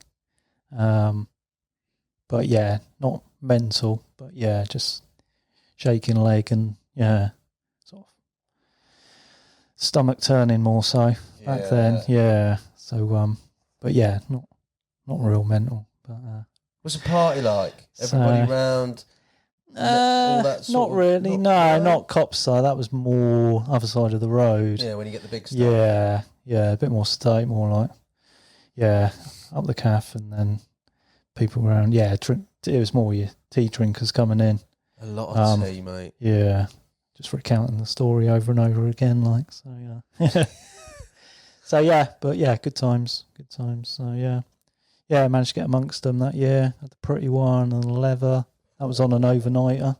What, the same overnighter? No, that was about probably about 3 or 4 weeks later. Because my dad had to go in for a hernia op, which mean because he was a lorry driver and he'd be away all week and I'd do the farm and then he'd do it at the weekend so I could go fishing. Yeah. But because obviously he couldn't do any physical because the thing, I had to work 7 days a week. But obviously I needed me fix, so I would finish. I can't remember if I still went on don't think I went on a Friday. I think I've probably done it in the week. But try and get finished early one day, get up there for sort of mid-late afternoon, and then I'd be back in the car by sort of half eight, and then a sort of late start on the next day. That is keen, mate, isn't it? Yeah, well, I was saying. Mental. Nearly 200 mile round trip. So for an overnight. But you caught it, yeah. I say. What's the key to that success here? Because I'm just trying to think poignantly who I spoke to Yateley about. Nige, Sharpie, I spoke to Sharpie about it, and he tore it as well. But I know these aren't the car park and whatever, which we're going to come on to. But why do you think that consistency's there with you? You're fishing weekends, it's busy. All right, it's not as busy as the Match Lake, but it is still difficult, mate. They're not gimmies, any of these places, and people have spent a long time between bites on these places, good anglers. Why do you think you were able to amass that sort of consistency? It's the same anywhere you go, really. It's the basics. You got to find the fish, find the spots, have the right bait and the right rig, and a bit of timing obviously comes into it. But if you know where the fish want to feed, you got a bait they want to eat, and you got a rig that hooks them. You just got to cast on that spot, haven't you? So simple. It is, isn't it? But there's so many variables. Obviously, being able to get into swims, conditions, being able to find the fish. Copse Lake in the summer. It's quite a sheltered lake, big trees around it. Wind doesn't overly affect it. So most of the time, you got a flat, calm surface, clear water, weed beds, good climbing trees all the way around the lake. It was, one, you could find them. 2, you could identify spots from the trees where potentially they would feed, or you could see them duck down quite often. If you watched them long enough, you'd see their patrol routes where they'd want to dip down. If you could get a bait there, sometimes it didn't take very long. Putting a bait where they wanted to feed, with a rig they couldn't reject. Like you say, simple, but it's just getting them core principles right, isn't it? Which still, stands up on any water. It's just having all them bits to tick all them boxes. You only got to miss one, you ain't going to catch it, are you? But if you've got something that's working and you can find the fish and you can present a rig that's going to hook them, hopefully you just got to play them in and land them then. Yeah, you just got to land them there. Which on the Copse Lake wasn't always easy, I say once we got into them nights and that sort of, once I started fishing them more open water swims, obviously I was landing most of them. But yeah, I say that night I went back up there. I got up the tree straight away in the raw box. I knew my spots, looked out. They were tearing the spot up. There was 2 fish tearing the spot up. I can't imagine it was bait because I was putting in like 20 baits at a time. Yeah. I hadn't been there for a week or so. It was a shallow hump. You would think, what would be on there that they'd be eating? Exactly. But they were clouding it up. So then it's a case of get down, get a rig all ready, and then it's just timing. Just wait up and down the tree. I probably went up and down that tree 10 times waiting for them to come. So you just come down, make sure everything's ready. And then, I was even climbing it in chesties. So as soon as the time was ready, I could just slip into the margin because it was sort of down to the left a bit. Just stood there watching them from the tree. As soon as they ghosted off, they went up, parked up out by the island. Now's your chance. Yeah, get it in. Get down, flick it out, close range, Ideally, you want to do it in one cast, but if not, it's got to be done again, isn't it? If it's not on the spot, it's not on the spot. So, but yeah, I can't remember back then whether I got it in first cast or whether it took more. But got it onto the hump, and it's very shallow, so but it was close enough that as soon as you stop the rod, you just quickly flinch it back a few inches, and then the tap down would be instantly. But the spot was that clean that as soon as you could just tighten the lead, and as long as it slid straight away, you knew you had a sort of stiff link out and a pop up. It wasn't, it was that clean that it wasn't going to catch on any sediments. You could double check it with a little tweak back. Stick it on the rest, a few baits out. Quite often I'd put the bait out first, just to, an old thing like tail in pursuit of the largest. It's like pinging pellets in just to push them off. So even though they were further out, quite often sound of boilies going in one at a time rather than the lead going in, and then put the lead in last, and then obviously just slacken off, let it go quiet. So that pretty one was back in within an hour and he was in the net. So do you reckon it was easier on that Copse Lake because of the nature of it to target those better ones with regards to sort of you're able to sort of visually see them more and the sort of spots, or were they just sort of scattered in amongst the rest of the fish just generally? I know there's not a massive head of fish, but I'm thinking on the other lakes, sort of being able to sort of view them that well that you could maybe pick them out when they're on a spot, as opposed to on the Copse where it seems clearer, shallower, and there's more viewing. Do you reckon it was easier or not? Yeah, you could find the fish you wanted to find. Yeah. And as I went through them, you could, obviously I had slate grey first, then I had the pretty one. Next morning I was just about to wind in, same rod went again, and it was the leather, where I never used to see the leather. That's a cool fish, mate. It hadn't been out for, I can't remember exactly, but I think it was probably 18 months, 2 years, hadn't been out. Wow. And again, it was like nailed well back. And it's like, if this rig can catch that fish like that, it can catch them all, I think that was my biggest edge that year, was the rig. Because they weren't used to dealing with it. They hadn't come across it before. So, obviously, you still had to put it in the right spots. But at that stage, I was that confident that if I could find them, put bait on there with that rig, I would catch them. I had that morning. And then next sort of occurrence, I think, was probably only a couple of trips later. At this point, it was all about crinkle. Crinkle was the one I always wanted. Yeah. Obviously, seeing it back then when Richie had it, I I remember the photos in one of Rob's books.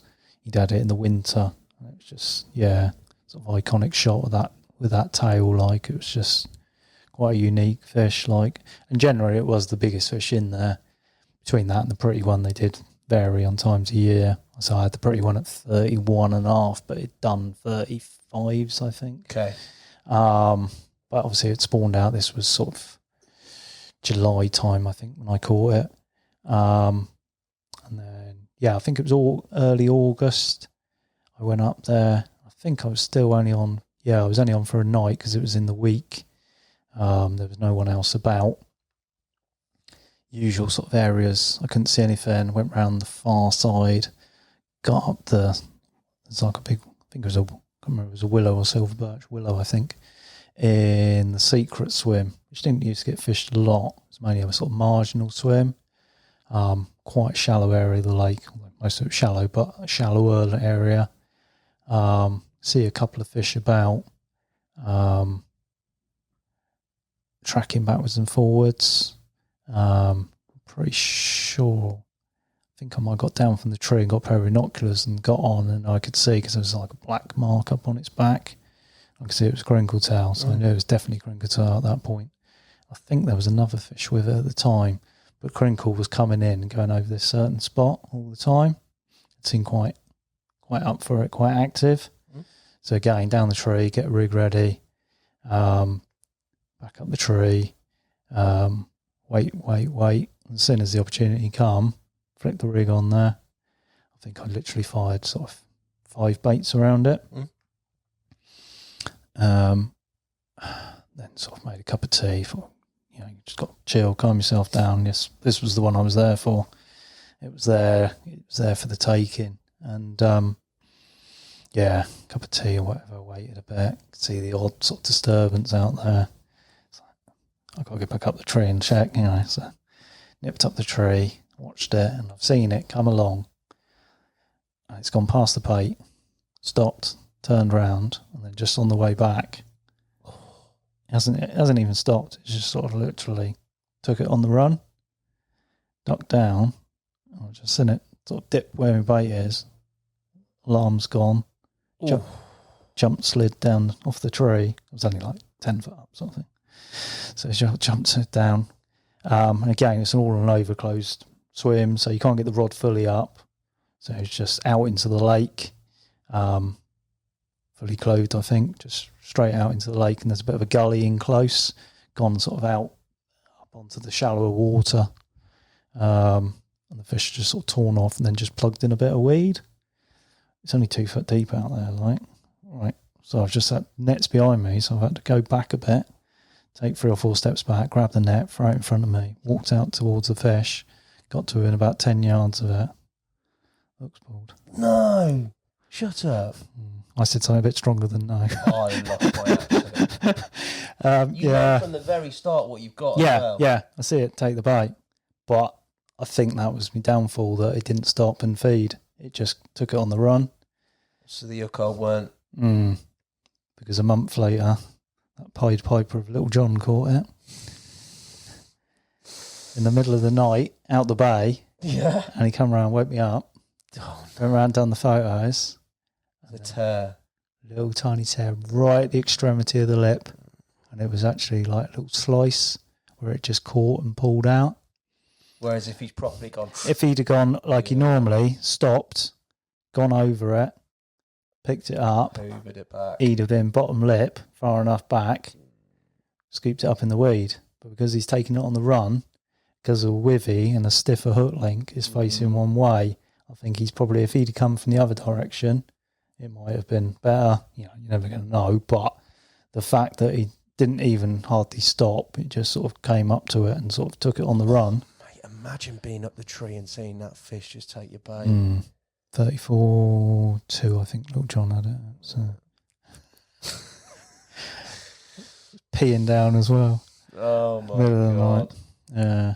Do the photos, please, mate. Yeah. I'll pack up and go home, shall I? Yeah, thanks for that, mate.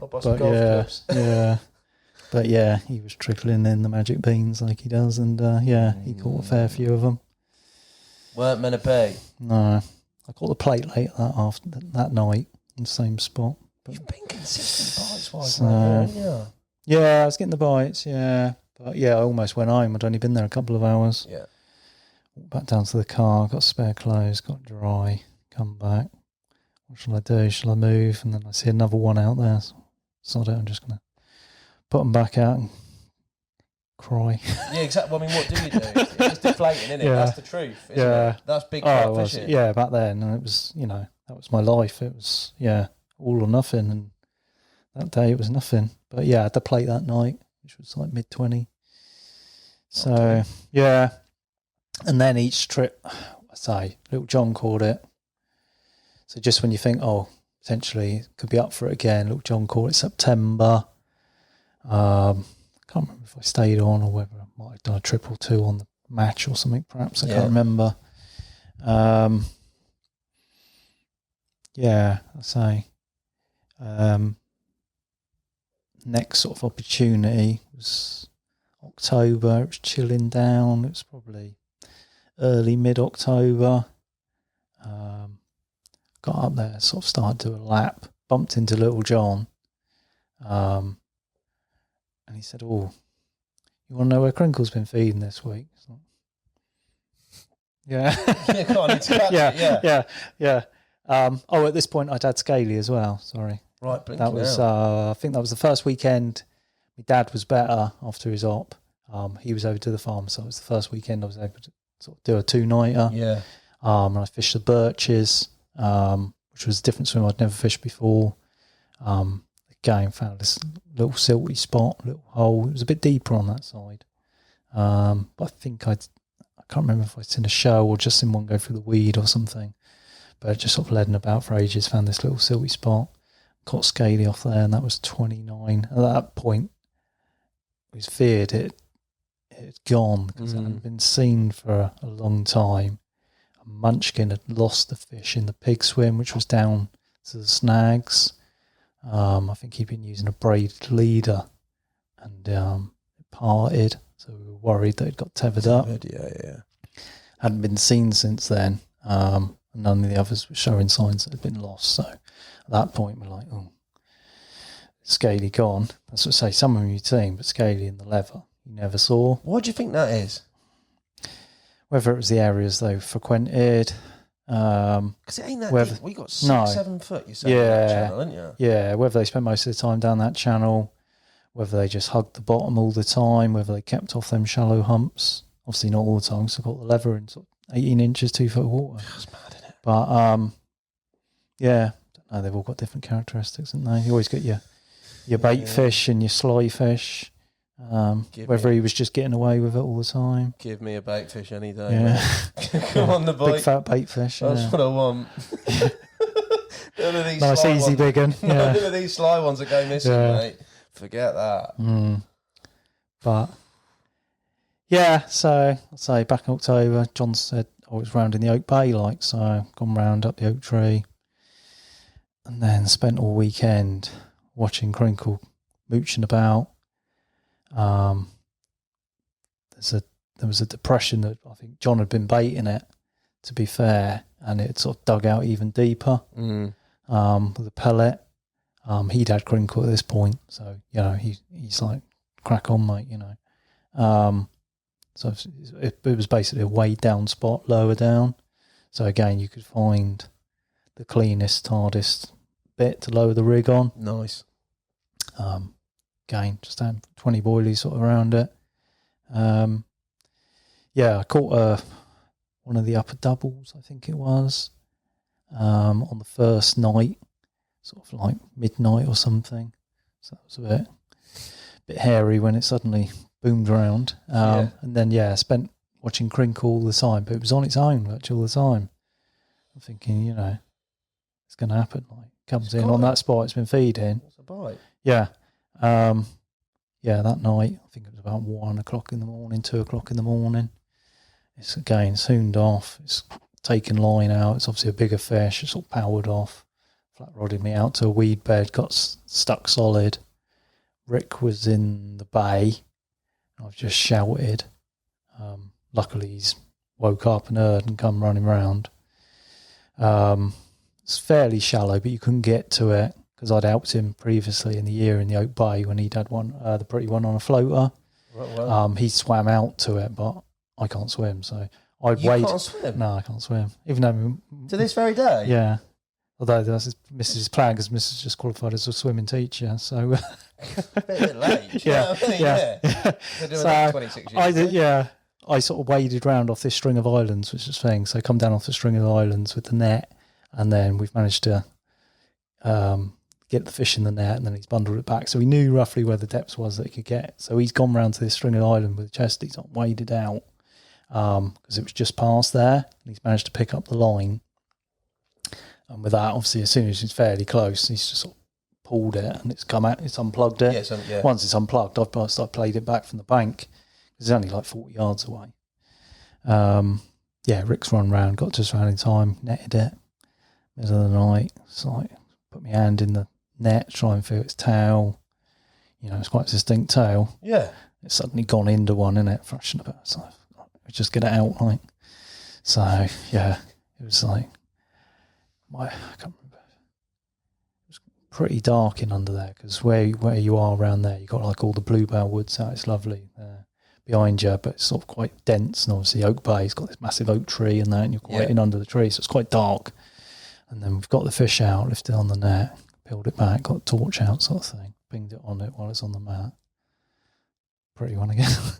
Ants in it all weekend. Just come in, storm there. Yeah. Oh, mate. That seems like, that's old. They're amazing fish. They're incredible. Recaptures are never great. But on there, when you are just after that one fish and you've seen it, that just feels savage, mate. No? Yeah, I was gutted. It was 34.2, so it was my biggest fish out there. I just slipped it straight back. So, I had you before. It looked a lot better than what the first time I had it, but I was just like, you're not crinkle, mate. I need Off you a go. longy tail. Give me a longy tail. Yeah, you're getting bites though, mate. Yeah, but I say, at that point, once I started to get repeats, it was like, it was the end of the year, it was closing down, it got cold after that. So were you one of those that persevered through those winters or not? Not on there, no. At that point, I decided Steve had Bazil a month before, and I'd been over there and seen it, so I was ready to go. So at that point, yeah. The crossover. I went across the road. When you go across the road, is that is the pinnacle, innit? That's like centre court Wimbledon stuff. Like you don't get any bigger than that, do you? Really, especially Bazil, mate. Yeah. Was that when you go over the road? Obviously, you've got the car park, you've got Heavy, you've got the Dustbin, you've got all those. For you, was it lake to lake, or was there really a significant total of like Bazil's the one for me? If I could have one from this side of the road, it's that fish. Was it that? Was there one or not? It was the step up in lakes. Obviously, the car park was, the theatre of dreams. It was the car park. I always felt was beyond me back then, but the north, I knew Bazil. Bazil liked a boilie. Yeah. It did come out at that point. Obviously, it was quite an old fish, and generally it would come out 5 or 6 times a year. So it was a catchable fish. So you had scale on the shoulder, which was an ex-pad lake fish. Snake had long gone. Oh, the snake had gone, had it? Yeah, snake was long gone. Fish, yeah. So scale on the shoulder was second in command. That was like 33 when I went over. What had Bazil done on that capture? When Steve had it, 46s, okay, I think. Right. Which was generally that sort of time. It was 44 to 46. Obviously, Steve had it September. So I went over, I think it was like right at the end of October. And I thought, well, I'll just sort of dip my feet in, see if I like it. First trip, it rained from the second I got there to the second I went home. I ended up fishing in the bush because the wind was just piling in there and I couldn't find anything. I found a few bream off the Crow Island. At first I thought I could just see these big shapes down deep. I thought, I've landed on gold here. And then after watching and steering through, I could see the width of them. They weren't very wide. So, good old slab. So, we didn't bother fishing there. And, went in the bay, and it was dismal. Sounds Yeah, it was just like cold wind blowing in, raining constantly, not a touch. And so I did fish. I think the next week or two I fished. I think I went round on the Works Bank or something, which I did like a lot more. So obviously more water to look at. But then the weather was going bad. I might have done a little bit on the Match Lake, or probably did a little bit on the Match Lake maybe. But winters are winters, aren't they? And fishing somewhere like, I wasn't prepared to do a tail and live there all winter. I was going to say, it's interesting that you've it seems that when there is that bit of sort of transition, you duck back onto the match, or you duck somewhere for a bite, don't you? Not that I ever caught anything in the winter on the match, I think, but it was a bit more social. Yeah, okay. It was a little bit more doable. You know, you had a bigger head of fish. Yeah. You'd caught them in the past, so it was a bit more comfort zone sort of thing, isn't it? But, it was more like, a social sort of thing. You go over there, might have a fire in the evening sort of thing. Okay.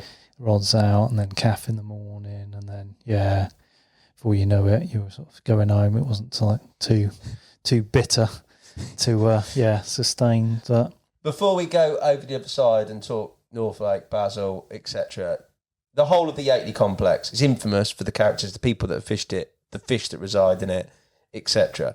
The goings on there, what was it like, just generally, sort of some of the stories, some of the things that weren't necessarily fish-based, but was sort of the other anglers around the complex? Was it quite... I know it was social, because you hear about the socials, everybody coming round when fish are caught, but also just generally in between time. What sort of stuff did you witness? What sort of stories, what sort of personalities? Because there's a lot of incredible carp anglers, but there's also a lot of people just generally round there spending a lot of time together, isn't there? Yeah, you had the more sort of bigger characters, like that was Carp Lake, really. Yeah. Yeah, so it was more sort of shenanigans back then, I suppose, there. The other side of the road was a bit more sedate, I suppose. Them sort of anglers, back in the day when you had like Rob McGill and Malin and all them sort of people, they'd all sort of long gone from that side of the road. It wasn't till sort of car park. North Lake when I fished, it was quite serious. Everyone was right. Yeah, it wasn't more. You were angling. And Bazil was there, and car park, I think you had probably more time in your hands, like, so because the bites were so few and far between. Say characters wise, you had like Derek Rance, the deaf and dumb guy. Derek Rance. He was a character. He'd get up to all sorts, and suddenly like you'd lose the plot and start throwing stuff about and storming and shouting, and he'd go into one every now and again. My sort of time, you had Mad Martin. He was laughing at that. Lewis, obviously. Brilliant just now, nuts. mate. Yeah. I can only imagine what he's like from there. Yeah, just the wind-ups and that. So, I remember Mad Martin once having winding someone up. I think it was a bloke called, we used to call Yummy. He was from up north. Yummy? Yeah. Why was he called Yummy? I can't remember. He didn't have any teeth, I think. but I remember Mad Martin once like legging it into his swim. I think Martin was in the bars and Yummy was in the curly. Next one down. And Martin's just raced into the swim, shouting, I've had one. And just legged it back up. Yummy's gone running up. He's gone, what you had? And he's gone, an egg and bacon sandwich. He's just like, really? And then like, people have lost their heads, haven't they? Yeah. Spent too long without a bite. End of the season once, I think Mad Martin had his missus down once in the car park and embarrassed Lewis by banging her on the bonnet. No. That's not what you want, is it? That was Mad Martin, didn't give a shit, did he? So Imagine walking in the car park and going, "Oh no, here we go." Yeah, and in the winter we used to have nights out in Farnham. It's Farnham like. Yeah, it's all right. As long as my mind didn't start lumping people. Did He did one night, yeah. We went out because we had Steve, Little John and Lee used to house share. So we used to take bed chairs and keep around theirs. Well, that's a carpet house. So, yeah, there was you'd normally be 8 or 10 of us going out. And one time Mad Martin invited himself. And we got into this pub and this bloke's, I think this bloke's missus has like bumped into Martin, or he's like accidentally bumped her, and then she's gone and told her bloke, and he's come up and he's given it all this.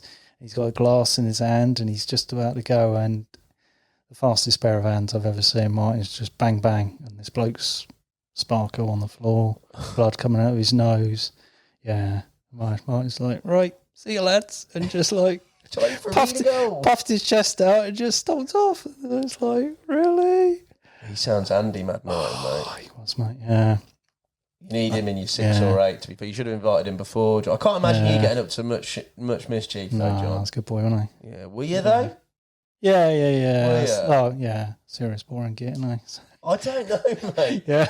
The more I talk to you, the more I think there's a little twinkle there where, like, you could have been a bit of a... Oh, yeah, have a giggle. Yeah. But, yeah, had a few giggles with Lewis and that sort of thing. I can imagine, mate. Yeah, get on your nerves sort of thing, and then swilling out the cup and accidentally the boiling water would go on his foot, and then you just watch as it soaks through the trainer. That's dark. Yeah, that's why he calls me Nasty. So, yeah. Right on the old foot, mate. Nasty McChevin. Yeah. Scold his foot, boy. Wasn't boiling, but it was only the first breath of steam coming off the kettle. Face, it's all right. Yeah. But no. Say, I think the early years was when Yateley got rowdy and they used to go up the club and that, and the pubs and that, the sort of that scene of late 80s, 90s, yeah.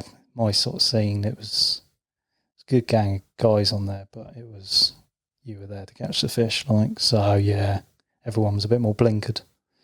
Yeah. So you'd have a giggle, copious amount of tea would be consumed, but yeah, never. If someone had one, there might be a few cans going round and a few KFC bargain buckets, that sort of thing, but pizza runs, that sort of thing, but yeah, never mass messy parties on the bank. Okay. No, it was a bit more civilised, like, so. Northlake, mate, take me there. Yeah, so Northlake, obviously it was going to be a bit of a step up, but obviously Bazil, the objective obviously was first 40-pounder. Probably you might say, why go for Bazil for your first 40-pounder, but there weren't many about back then, and obviously she was old, so she wasn't going to be around forever. So the confidence of getting through them on the Copse was, obviously the natural stepping stone was always the Northlake, so yeah, why not now? So I was confident enough to feel at that stage I was ready. So I started a little bit that back end, had a couple of goes, went back over sort of February once the weather started improving, like sort of fish March on there, just more as to get used to the swims, find some spots, just to get a bit of a recce. I didn't expect really to catch anything. Had one iffy sort of bite. Don't know if it was a carp or a tench at the time off the point. Okay. It was a bit tenchy to start with, but then it sort of kited quite quickly. Just at that point, you think, oh, is it? It came off. So, could have been one of the small ones possibly, but yeah, that was the only sort of indication. I had a couple of tench at the end, but obviously the close season was April and May. Proper close season on there, so apart from being able to look round, I think I fished the Match Lake again, or did I fish somewhere else? Can't remember. But yeah, June the 1st was coming, obviously up for the draw. Busy old lake. I think there was 18 swims on there. There was 20 in for the draw. So a couple were going to get disappointed, but again, just got there early, had a good walk round. cut up all the available trees, found a few out in front of the freeze and swim, off the back of the island. I think Scale on the Shoulder, which was the second in command, was out there, a few others. No sign of Bazil, but obviously it would hang about with other fish, but quite often it was a bit of a loner, so it probably wasn't far away. But obviously the draw being the draw is a bit of a lottery anyway, where they're going to go, and obviously with every swim going to be occupied. It's either going to go 1-2 ways, either she's going to come out straight away, or they're going to shut up shop, sort of thing. So yeah, I managed to get the corral, which was like third choice, I would have said. Probably come out about, I don't know, 7th or 8th, maybe, halfway through the sort of draw. That's all right, mate. Yeah, I was happy with that. Yeah, there was a few sub-swims. I think the freezing went just the one before. Mark Rosewell always used to fish in the corral, and he came out, and I think everyone just sort of ganged up shouting corral, and he bottled it, and which shows the freezing. So yeah, I wasn't able to get in there, but the corral was the other side of the island, so right sort of zone. I'd fished it previously back in the winter. I've sort of fished different swims every time then, just to sort of learn it. So I had an idea, but obviously you had the weed now to contend with. June, it was coming up, so bit of work with a marker rod. Managed to find a spot I knew out sort of in line with the church, and I think I had 3 nights, and on the third morning, I had a bite about 6 o'clock in the morning. I think I was due to leave about 7:30. But yeah, got it before it went. One of the sort of stockfish that had gone in, which was sort of £21, I think it was. Nice enough mirror. It got me off mark first, so that was the main thing. Going on about characters earlier, I had Bernie Loftus next to me in the waiting man's. And, what was Bernie like, mate? Everybody who's referenced him, his sort of personality and shenanigans. I'd fished with Bernie before, back in Frampton when I was young, so I knew about his shenanigans, shall we say. Yeah, I was a bit surprised, I think it was, I don't know if it was the first afternoon, second afternoon, I heard something looked out and he was swimming out to the island in his boxers with a bucket, and distributing the bait along there, even though the lake had everybody, middle of the afternoon, someone in every swim, 2 or 3 bailiffs on the lake. Bernie's like, just gone out there and put his stuff in. And it was next morning. So yeah, he was there, took the photos for me the next morning. He was still on the buses, obviously, back then, working fairly local. So quite often I'd see him, he'd turn up sort of late at night. You'd be set up, and then you'd hear tap on the side of the bivvy, sort of 11, 12 o'clock, and it'd be Bernie turning up to fish. So yeah, I liked Bernie, good lad. So but yeah, the first sort of few weeks and that, again, getting used to it, getting areas that I felt comfortable in. Obviously, you were fishing sort of Bazil swims. I think Bazil came out probably a week or 2 into the season. Right.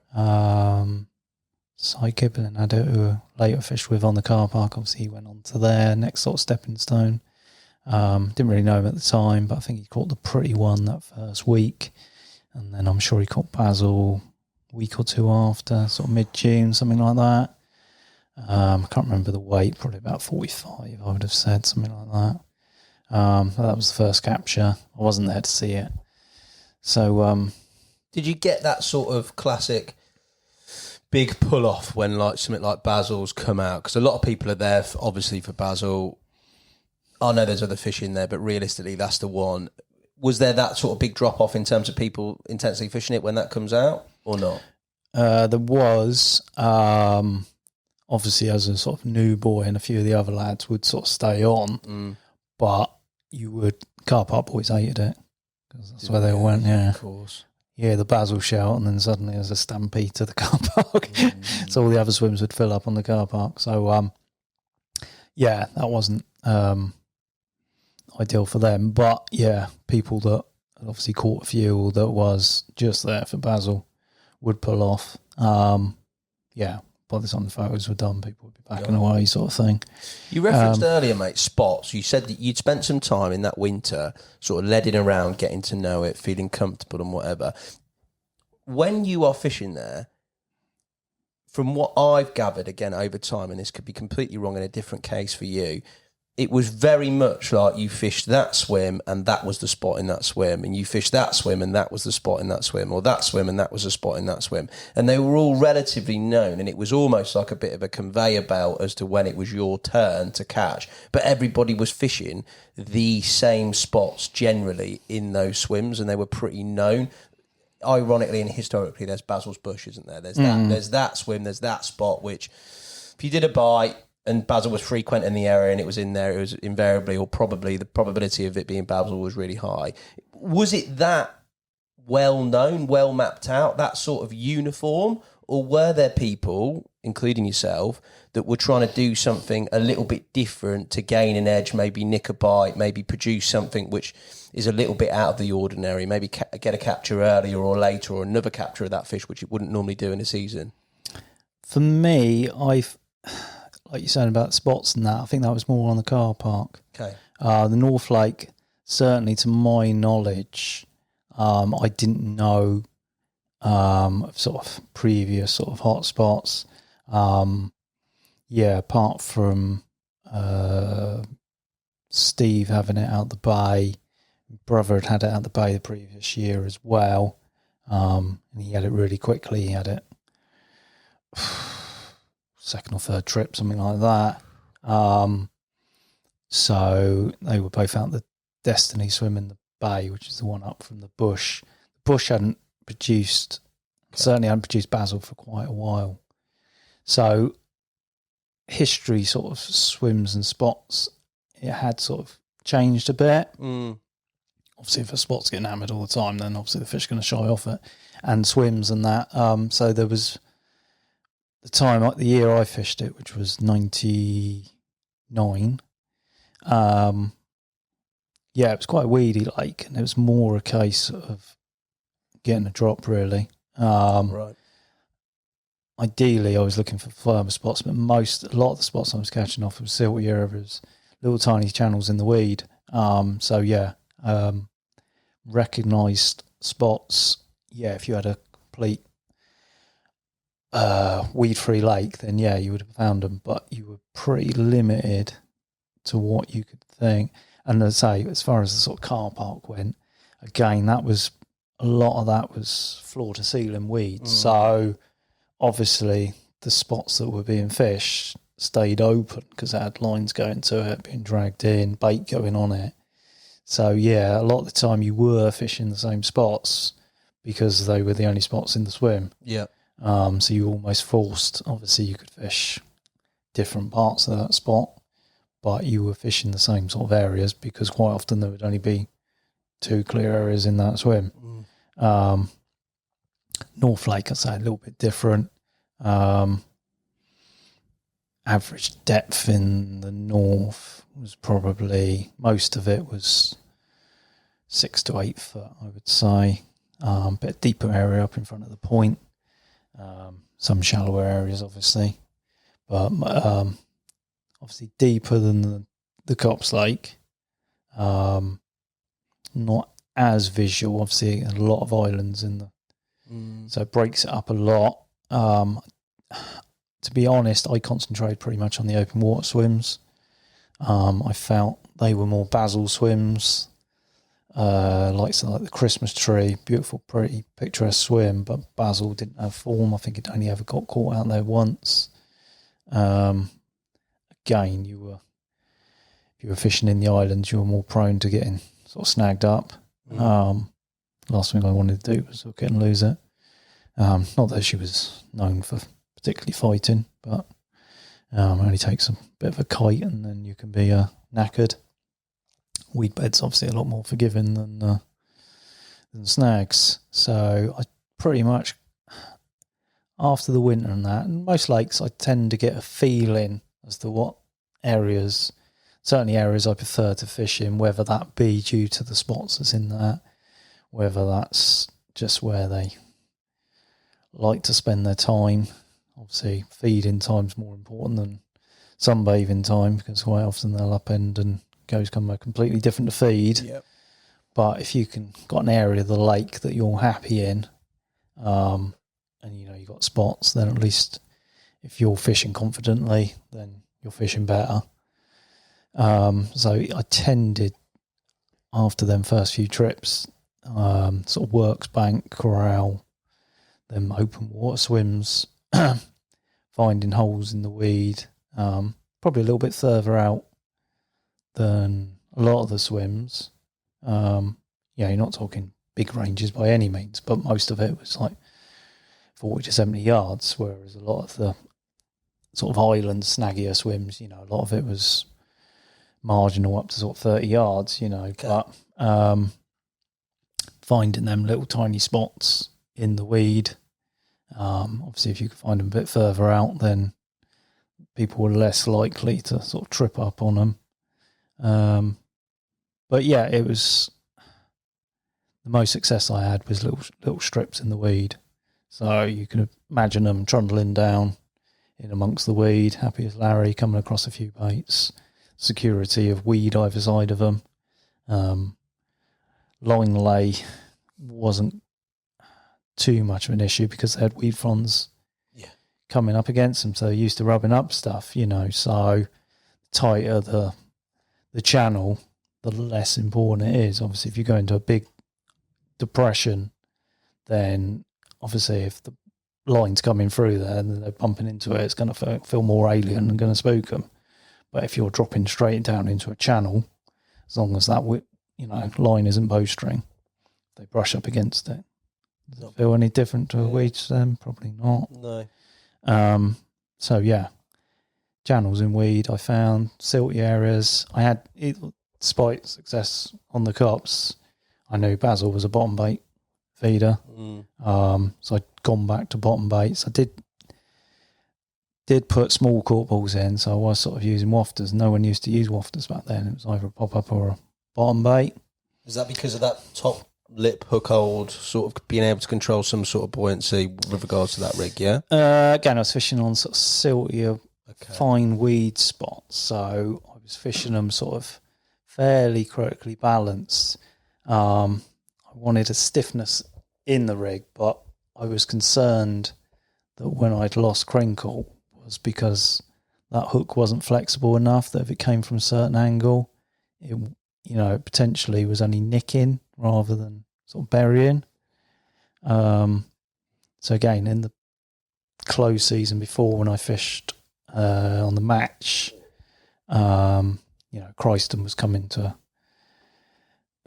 into the trade back then. I think it was snake bite I used. Yeah. So obviously early stuff, you had the multi-strand silkworms and that, but I think that was the first coated braid. So with that, I could use it stiffer at the lead end, so to get the kickiness away. Tied a big loop as well, so it was doubled up there to get that sort of stiffness. I just tied a loop on the back of the hook. I was using sort of like a T6, which is like a wide gape sort of pattern. Yeah. Just a little loop on the back, which I was attaching the bait to. Wasn't, obviously then it wasn't so much with shrink tube and that, but just where the coated braid come through, left a little bit, just tweaked a tiny bit of braid off, so you had a tiny little hinge, but obviously the stiffness coming through for a sort of a centimetre was like a bit of shrink tube on, so a bit of a kicker. And then I had a break further in the hook link halfway along. Again, just a break rather than any sort of supple sections. Although all of it was pretty much coated, there was a break in the middle. Should it land on softer stuff, that bottom bit could still go down, and there was a tiny break in at the hook end, so the hook could rotate and bury properly. So I had a play on the match lake, caught a few, had good hook holds. I had changed bait then. That's when I joined Nash back then. Oh, yeah, was that the time? What prompted that? Pinky got us a deal at the time, but it was cost as much as anything. So yeah, cool. Spoke to Bazil. He'd done us our own mix. Monster Pursuit, a banana oil palatant in it, a couple of other liquids in there. New Bazil was sort of fruity fish meals had always done well. Hadn't heard of banana being used on there at the time. I think I seem to remember someone had done well on the Pad Lake with banana bait. Okay. But yeah, left it to Bazil with the levels and that. So we'd gone on that. So yeah, obviously that first trip on the north I caught on it. So using a bit more bait on the north, not loads, but sort of 100 baits, around the rigs. Yeah, steadily caught through the summer. Few 20s on Pad Lake 26. In September time, I didn't go till Saturday. I think I think it was sort of harvest time, so we were getting the straw in. Right. So that involved being there at the weekend. So lorry loads of straw, which is the worst job. So it was always hot, sweating, handballing hundreds and hundreds of bales of straw, going right up into the barn, and sweat would be running off, and then my wrists would start pinging where the bloody ligaments or whatever, where you're throwing the bales of straw up and that after a few hundred. You're not selling farming to me, no shit, mate. Hard work, no money, no time. Hence we got out of it. Give it a miss. Yeah, especially after foot and mouth. That was the last straw. But, I remember that. Yeah, that was a bad old do, wasn't it, for farmers? Yeah. The dips and stuff for your feet. I remember all that coming in. Yeah, you did well to get out, I think. Yeah, got out after that, mate. But back then, so the thing. So I didn't get up until Saturday. Lake wasn't too busy. Again, I'd sort of fine-tuned where I thought I was going to crop sort of the corner from sort of the corral across to the sort of end works. Found that area. I'd seen Bazil a few times out there from up the top of the freezing tree swim. That was a really good viewing tree. It's just the way the weed beds got. I think they just sort of almost filtered them down into that area. Okay. The corral was free that Saturday. Got in there. Same spot I'd caught that one opening day from. Had a bite early. It was quite misty, September, so it must have been 5-ish, something. Oh no, probably 5:30. It was like, wasn't, it was showing signs of getting light, but it was still dark. Couple of bleeps, looked out, there's a bloody swan sat on the rod tips. Like, oh, for God's sake. So trying to shoo it off, and it's headed off to the right. My line's pointing out to the left, and it's still whizzing. Oh, that'll be a fish then. Yeah. So sort of quickly pulled into it. A bit of issue with the weed, getting it in. I think it was just a ball of weed coming in. There was a lot of that floating sort of duckweed stuff on the surface, which would hang on the weed beds. Big scummy, snotty stuff. Horrible. And there was a big lump of that was coming in, so you just see a sheet of it, but you could feel the fish moving out behind it. It's like, where is it, sort of thing, because you never got a direct pull on them. I hate that. Yeah. So it was a case of, get into the water, because if you can get along, I've always found, again, on Copse Lake, I learned, because a lot of them you were getting into the water because there were weed around them. If you sort of came in from the side, you could see where they were and sort of scoop up rather than just trying to go in the front, because half the time you're just scooping up a huge amount of weed. And the fish is behind, and then you got the hassle of trying to get the net back.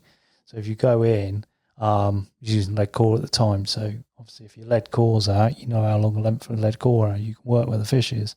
So if you come in from the side, it's a lot easier. So just sort of gingerly lifting, and then you just obviously start sort of digging the weed up, and then you hope it's in there rather than lead the other side, because that's when the drama happens. But managed to get it in the net, bundled it in the net. It was a big fish. It was just a case of rapidly pulling out lumps of weed to see which one it was. It was scale on the shoulder. So, new PB. So, and she'd suddenly what been. What did she go? 38.14. Yeah, nice. So she was like £5 up from the previous year. Nice. Yeah, did go 39 following year, I think, when Rick had it. So yeah, she put a bit of weight on, but then I think probably, looking how bulbous it was, I think she probably hadn't spawned that year and retained it. Yeah, as opposed to grub. There was quite a bit of boilie going in, but yeah, it looked more spawn, part spawn, part grub rather than just grub. So yeah, new PB, so I can crumble that. But as at that stage, I've had it many times when you feel close, everything's going right. I think the following weekend I came up again. I think that was on. Wasn't till a Saturday. Lake was busy. Managed to get in the freezing swim. When it was pumping down. Just literally got the rods out and the bait out. Heard an alarm on the works bank. Spike was in the middle works, which only ever got fished when it was busy. Right. Normally main works, end works. Yeah, weeded him up for a while. Ended up ringing him. He said, probably a small common, like it's just weed it up, just put the rod on the rest if it comes out. I thought, well, I'll just keep on pulling. That sort of thing has always never worked for me, but then anyway, he got it coming in and Bazil.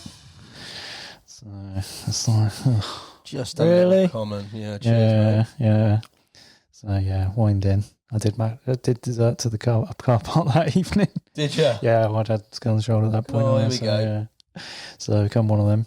And then back home Sunday morning. So yeah, that was a bit of a anticlimax, but it's all on the bank. So yeah, it's quite dark then. Nice fish, middle of the afternoon. So good light and that. Photos and whatnot. So yeah, sort of like mid-September then, and we're sort of running out of time. Generally at that year, I think she pretty much came out middle of the month. I did say, just to remind me of events. Obviously, it's in my book, so I flicked last couple of days. I flicked through, so order of events. I remember looking at it and seeing that Bazil came out middle of the month virtually every time.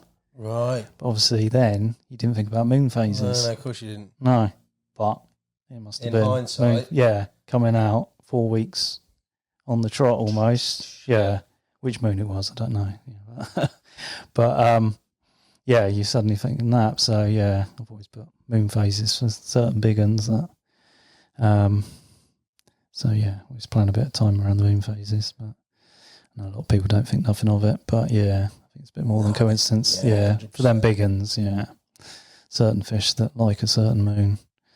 I think they just drop their guard that little bit more and makes them more catchable. But there's something in it, isn't there? Especially with certain fish, like you said there, you've looked at the form from Bazil and certain swims, etc., with regards to captures when you came on. It's the same for certain fish here. There's certain fish which I don't think necessarily there is much sway with regards to whatever moon phase, but there's definitely fish, those real big ones, as you say, that might do 1 or 2 trips to the bank a year, whereby there is a certain symmetry with their captures in terms of that moon phase. Yeah. It might be 2 days after, it might be 2 days before, but it's the same. It's within a day. Yeah, you know what I mean? That's it. Ain't coincidence, is it? No, I don't think so. But yeah, going back, I think back then I had a Harefield ticket as well. Did you? Yeah, but I never really did much time on there. A bit big for me. Yateley Lakes were a lot smaller, more in the yeah, it wasn't really me. Rotors and everything, but I think it was that following weekend I was on rotor, so I did go up there and then come back the following week, which we were into October then. And I think the weather was forecast to deteriorate the following week. Thinking time's running out. It's like anyway, I managed to get in the end works. Got up there. Rick was in the main works. I think there was only 2 or 3 on. Sure, I managed to get up there a little bit earlier. Don't know how, but I think I got up there soon after lunch. Must have got up extra early to get the work done. End works was free, and I remember Rick saying, "Oh, no one would be going in the corral because there was the big tree that was there. It was it cracked in some storms we'd had, so they closed the swim because it was due to being cut down the following week. Yep. A tree surgeon in to do it. And so I knew the corral wasn't going to be occupied. All right, go a bit longer then. So there was an area that was sort of almost a bit Bermuda Triangle-ish, where I'd seen fish show, but it was almost a bit one of them sort of thing, long corral, long end works. Yeah. So yeah, I sort of led it about, found this little, again, silty, almost like a gully in between the weed, run at a slight angle, but more sort of left to right as opposed to away from you. But the weed was fairly high back and front, but it was just silty. If you landed just bang in it, it was clean. So yeah, got there, fished Friday night, nothing. Saturday, spent a lot of time in that afternoon getting the rods right. Obviously, I felt time was running out. It's going to be like last night. Yep. Cast and cast and cast till I got them right. And then Sunday morning, early hours, that long rod's gone. And I had one of the tails. Yeah. Yeah, weeded me for a bit, but then eventually just get the pressure on and felt a kick and it come in, got it in. It was just under 20. But it was one of the tails ones I hadn't before. At this point, I'd had 7 fish, I think, something like that. So I thought, well, at least, this is another one ticked off. About an hour. Sun was getting up then, sorting stuff out. And then my right-hand rod that I had off a little hump off the side of the small island suddenly just wrapped round. Obviously, the line was at a right angle, locked up, just sort of dragging in, bit of turn and throwing, got it coming back, and then it's just flat-rodded me again. Going out past the island and just managed to stop it before it could kite into the snag. Again, got it coming back. Odd was next to me and Rick was about. Got that one in there. It was one that come over from Pit 10 from the other side of the road a few years back. Okay. They relocated it. It was just under 26. Something like 2 fish. It's kicking off so. Made a phone call home, said, I'm going to come back in the morning. Dad can do the afternoon feed sort of thing. I'll come back early in the morning. So I used to keep some bait odds in his freezer. He lived in Yateley, so nipped round, got some more bait, went up the shops, got some more food, come back. At that point, I was the only one left on the lake. Quite sunny, nice day. Thought, right, I've got to get it. And again, this long rod was being a bit of a bitch, but just cast and cast until I get that drop. Initially, I was using a float, but you get it right, and then you pull in, braid, weed, bit of a breeze. Yeah, exactly, just dragging them. It ended up dragging the float in. It's like, I'll just get it out, clipped it up. Because again, it's a long time before distance sticks and that. Yeah, doing it by eye or by marker float but put it in the clip sort of thing, cast, and then finally got that drop where it fell down between the weed. It must have only been like a couple of foot channel. It was sort of probably, 75, 80 yards out. So a bit of a breeze. It was a bit of a bitch. But yeah, only light rods. Only had like 2 1/4 back then. So yeah, got it spot on. And then we had a torrential sort of hailstorm in the afternoon, I seem to remember. And then it all sort of settled, went quiet, still night, 4 o'clock in the morning, off it's ripped. It's just taken line and then stopped, and then conscious of the one weeding me up earlier, I've just pumped it and just as long as I can keep it moving, I'm winning. Pumped it all the way into the edge, kicked shoes off, slipped into the edge, netted a big ball of weed. I think it was quite a bright moon then, so yeah, which moon phase Bazil was coming out on before, I don't know, but I'm pretty sure it was quite a full moon this night. Right. And I could see there was a big one in the net. Scale on the shoulder only had 1 pelvic fin. Right. So slip my hand down one side, one on that side, moment of truth, down the other side, 2 pelvic fins. Oh. What we got here? So, yeah, rolled the net down, heaved it up onto the mat, and then, yeah, with the moonlight, you could just see that famous row of linear scales. Mate, that's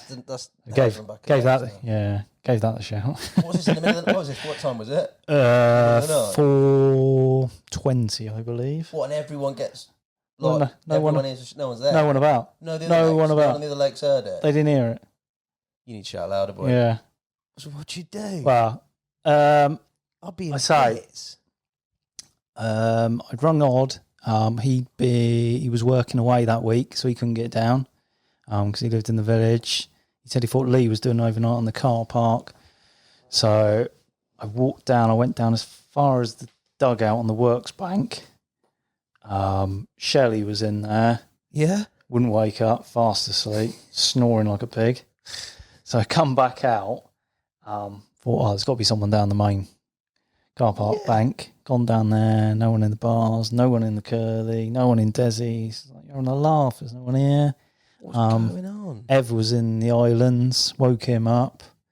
I said, do you know if Lee's down? He's like, he said, I think he might be, there was someone around in the beach, I think it might be him. So it's right around the other side off Trumpton's, like, so running all the way around there. She's in a sack, like, so she's safe. But, yeah, run all the way around there. Got there, Lee was just about to start to pack up, I think, because he was there for overnight, like. I said, didn't you hear me shout? He said, I heard something, but didn't know what it was. Had my head in the back of the bivvy, like, back in there. I was like, just run around the whole freaking complex. I'm absolutely gassed, mate. Yeah. So, left him to pack up, went back up, went round the North Lake the other side, and Mark was in the corral, as he quite often was. No, in the Christmas tree, I think. Yeah. So again, he was in a sort of big body of the islands, like so. So the sound didn't go. He didn't. Yeah. Well, I said to him, and I said, I didn't realise you were on. He said, oh right. He said, yeah. He said, what's happening, sort of thing. He said, I just woke up, and I'm sure I woke myself up screaming. He said, I think I must have been having a nightmare. I said, your nightmare's in my sack, mate. I'm a nightmare. Yeah. So, yeah, he come round and go lead on the photos. So, yeah, that's the end of the Bazil days. That buzz is... What was Bazil when... Obviously a new PB, surely. Yeah, 46 and a quarter. Yeah. That is a significant increase on your PB, isn't it? Yeah, £8. That must have looked massive in the net. Yeah, just wide, long and deep, perfect proportion fish, wasn't it? Had everything. And also, you said it before, like when you're on here, you must be conscious of the fact that fish, in all the history and stuff that it's been sort of revered and still is, but it ain't got long left, has it? Like, it's old. Well, it died 2 years to the day I caught it. Exactly, mate. That day I caught it died 2 years after. So yeah. October the 4th. That makes it, I think, not only, Bazil is Bazil regardless, but the fact that it's come into that part of it. Yeah, because everyone that caught it, as soon as the next captor come out, you're like, that's me off the hook. There is that, even now, with any old yeah. And it's the nature of the beast. It was the thing, yeah. Well, Monkey was the death of Yateley, so when he catched them, they died. We're all Monkey. You don't want that, do you? That's capture, mate. And when Bazil died, he was on there, and it came a liner. It drifted through, and that was his. That's dark, mate, isn't it? Yeah. The curse of Monkey. Liner, there's another one dead. Bless him. Yeah. Yeah. But when you're fishing for a fish and you get a liner and you look up and it's a corpse floating for you to swim, it's not the way you want to find it. That is the stuff of nightmares, isn't it, mate? Yeah. But you caught it, mate, and 2 years before anything happened to you. Yeah. That's got to be, of all the buzzes that you've had in chronological order as to where you've got to, that has got to be the biggest buzz, surely. Biggest buzz for me was catching my first one out the car park. Forget the car park. Which was the next fish. We're not there yet, mate. Yeah. We're on Bazil. But Bazil was, obviously, up there. I couldn't imagine it, mate. I can't believe that you were on your own, you've given it the shout, and then you've had to run around the whole complex. Sunday night as opposed to a Saturday night. Corridor, mate, yeah. Brilliant. I'm from Yateley, not bloody carrot country. Well, I know you were farming at the time, so I've put a bit of farming twang on, haven't I? Yeah. And we're in the Cotswolds, so I've got to speak like that. Yeah.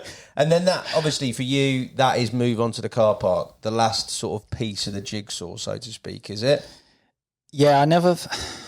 Back then, again, as I said earlier, I never felt I was ready for the car park. But after catching Bazil, it's like, just got to catch one. Got to catch a car park carp, right? Was that it? You just wanted to fight? Then, I didn't need to catch them all.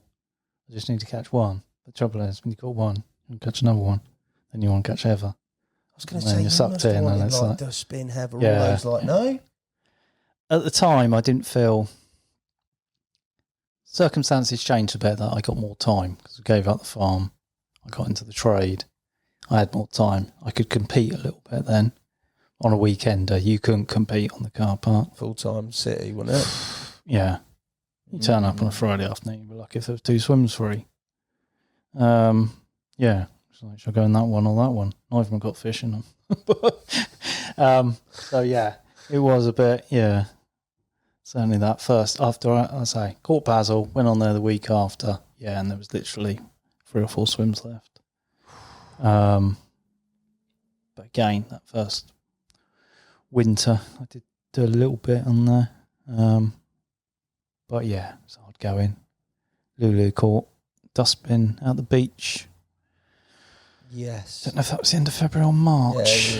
Yeah, 38.7, I think it might have been. Something like that. Nice. It was definitely below 40, 38 something, I think. That's a fish, mate, though. Yeah. Dustbin was always your best chance in the winter.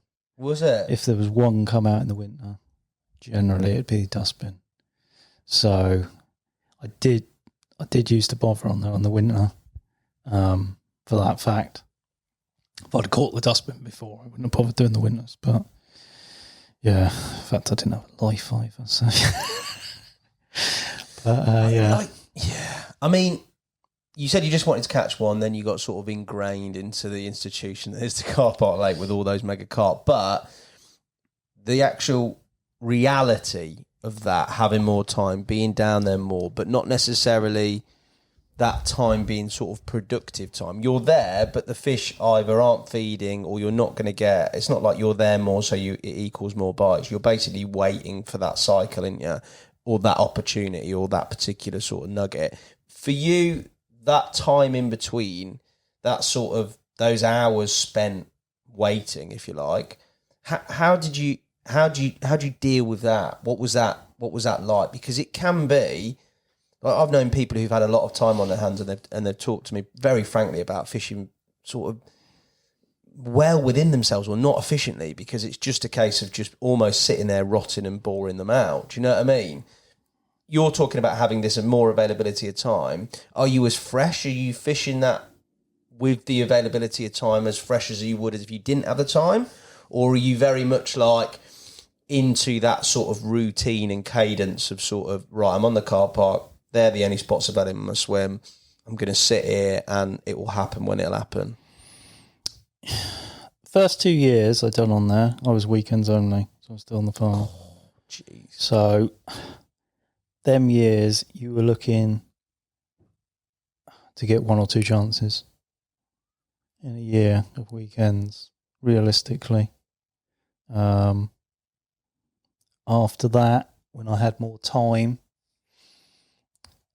a lot of the time, it was the Copse that taught me a lot, the visual side of things, and the north to be that fair. You know, used to see the stock quite a lot. Some good trees on, not that you were supposed to climb the trees, obviously. But yeah, you couldn't fish the car park effectively from the ground. You needed to see where they were and what they were up to. So yeah, you could obviously find fish, learn from fish, view fish from the trees. So yeah, a lot of the days was when I had more time actively. And fishing with anglers like Little John and Steve Pagg, that were very proactive, brilliant observational anglers. It rubbed off on you. You know, you would see them.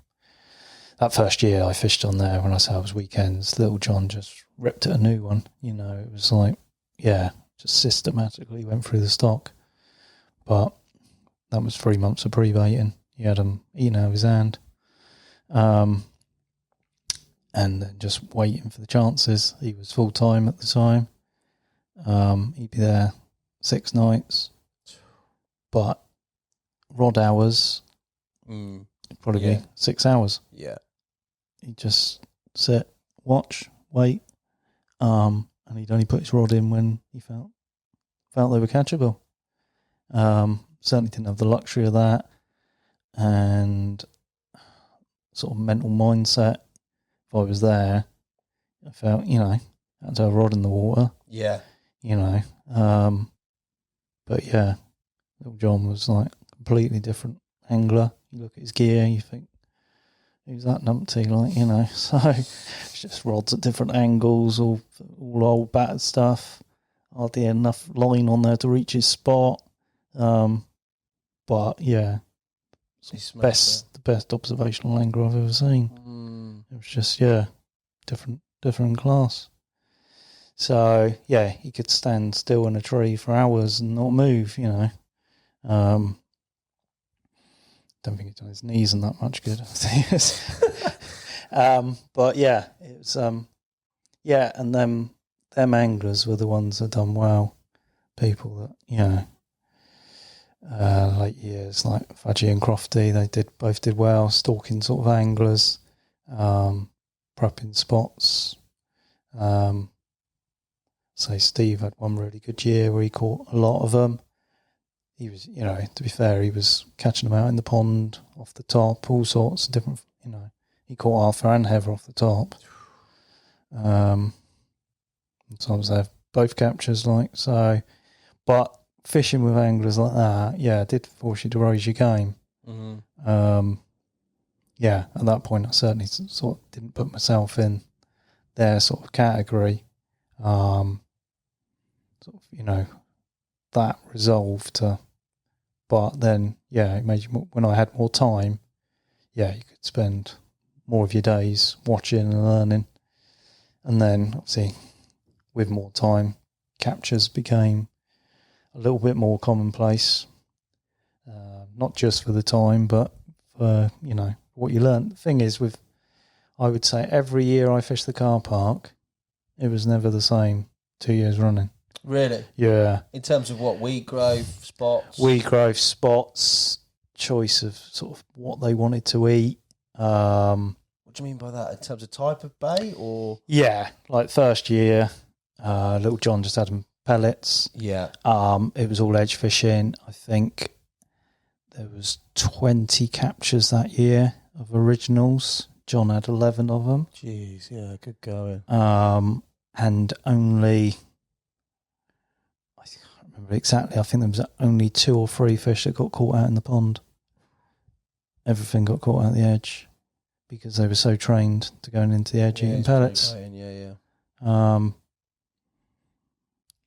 So other years were more particle years. It was all hemp and tigers, party blend, sweet corn had a phase, then sort of boilies when Darryl come on, 20 millers just different, went through. And they had a couple of years where it's more boilies, and then after that I think it went back full circle back to pellets. Each year, I say types of spots, where they'd like, 1 year Heather would spend all its time there and then it would get caught from next year, completely different swims, non-Heather swims or whatever you like to refer it to. But you think more years you go on there, you learn a venue and you can apply all that experience on there. Every year it was like clean slate again, start again. It's like, which is a bit frustrating. But that seems hard, mate. That they just adapted obviously quicker than the anglers almost. That once they, you'd get someone would get something going, a few fish would get caught on that method, and within a 12-month or less, they'd suss that, and you'd have to move on to something else to catch them. I suppose it's sort of a sped up process that you see with a lot of and I don't want to compare it to etiquette lakes, but it is that pressure element. You've got that many anglers there fishing it in a congested, high pressure environment. They're big for a reason. Obviously, they're feeding as well as they're obviously being a presence of naturals, but they are feeding on bait. But they know, and they're going to change because otherwise they're going to trip up, aren't they? Well, it's all association, isn't it? So once they associate a certain thing with danger, they, them car park ones certainly used to work out how to deal with it, you know. So what do you reckon if you take the car park, freeze it in time to when you fished it, fast forward yourself through to now, what do you think you could have employed that would have made that your catch rate really sort of fly in terms of numbers, but also maybe potentially those bigger fish as well? What do you reckon? What could you put in? Because I always think like it's so set in that time, isn't it? Like you look at the anglers are caught in, you just referenced there, Darryl with the big baits came in. You talk about before that, the development of the hinge stiff rig. You talk about those things that are synonymous with Yateley at the time being sort of real focal points as to people who've done well on there. It'd be interesting, and you'd never be able to do it, but your thoughts on what you think you would have in your repertoire now that you could apply back then that would really have made a considerable difference in terms of catches. Do you reckon there's anything? Fact is, like I said, each year it was different. So whenever you went on, it was a different set of things that would work. Yeah. So unless you sort of went back in time and done the method first, like little John, 3 months solid baiting, but he wasn't working, or he was doing a little bit of tiling. I'm sure he had something. I think it was his wrists that were knackered, so I think he was like signed off for that because he was a tiler. So yeah, I'm sure it was. He ended up having operations and that. But I'm sure it was something to do with his wrists. Not too much wanking. So yeah. I say his was by far the most out there, head and shoulders above everyone else. You know, you had other people that would top rod and catch a couple more than other people. But I say he had 55% of the captures that year of the originals. You know, one bloke against all them other guys with all the other rod hours. So what do you reckon if you went there with like chopworm, something like that somebody's never going to do it there? I know there's tench, I know there's all that, but something that like is very modern, like, and then you whack it in there. Do you reckon that would have? I don't know. It's hard to potentially. Say. But yeah, most things, you know, you had Malin coming down with a maggot line and that sort of thing, but I didn't catch anything. I suppose there's not that really style of things.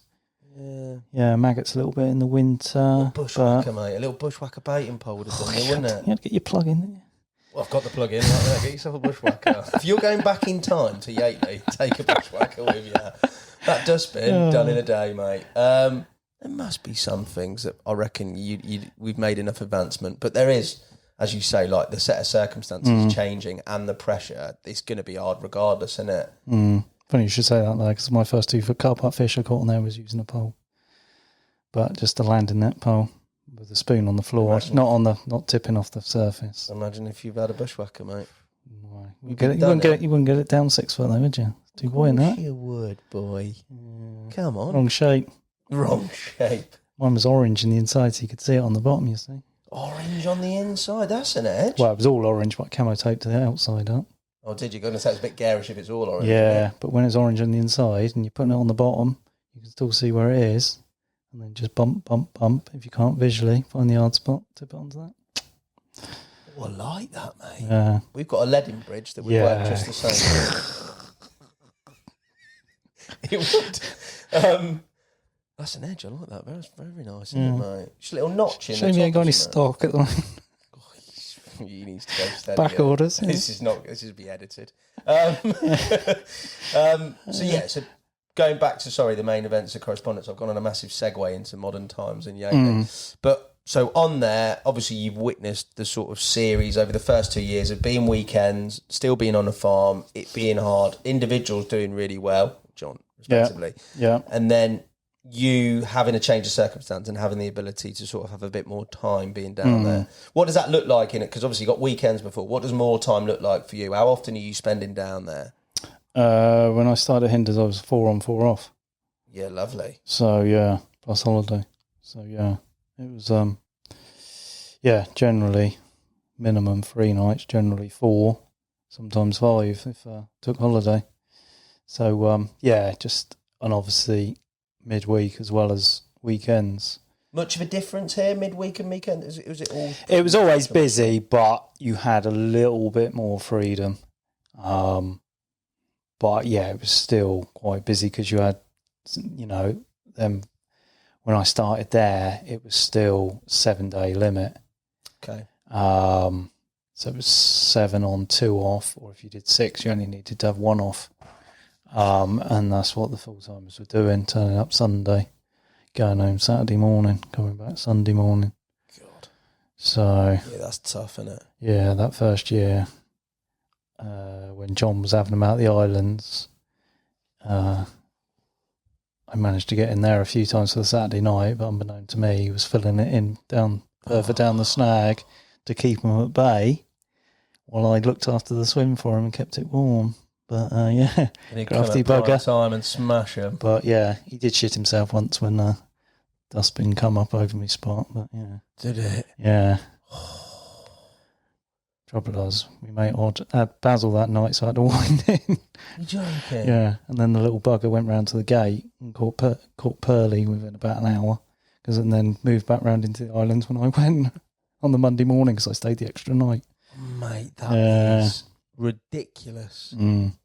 Because there's etiquette, there's like all that stuff, but then there's also like you must be so frustrated, even if they're your mates, mate. Like the Dustbin nutting on your spot, your mate catching. I wasn't nutting. I see it in the.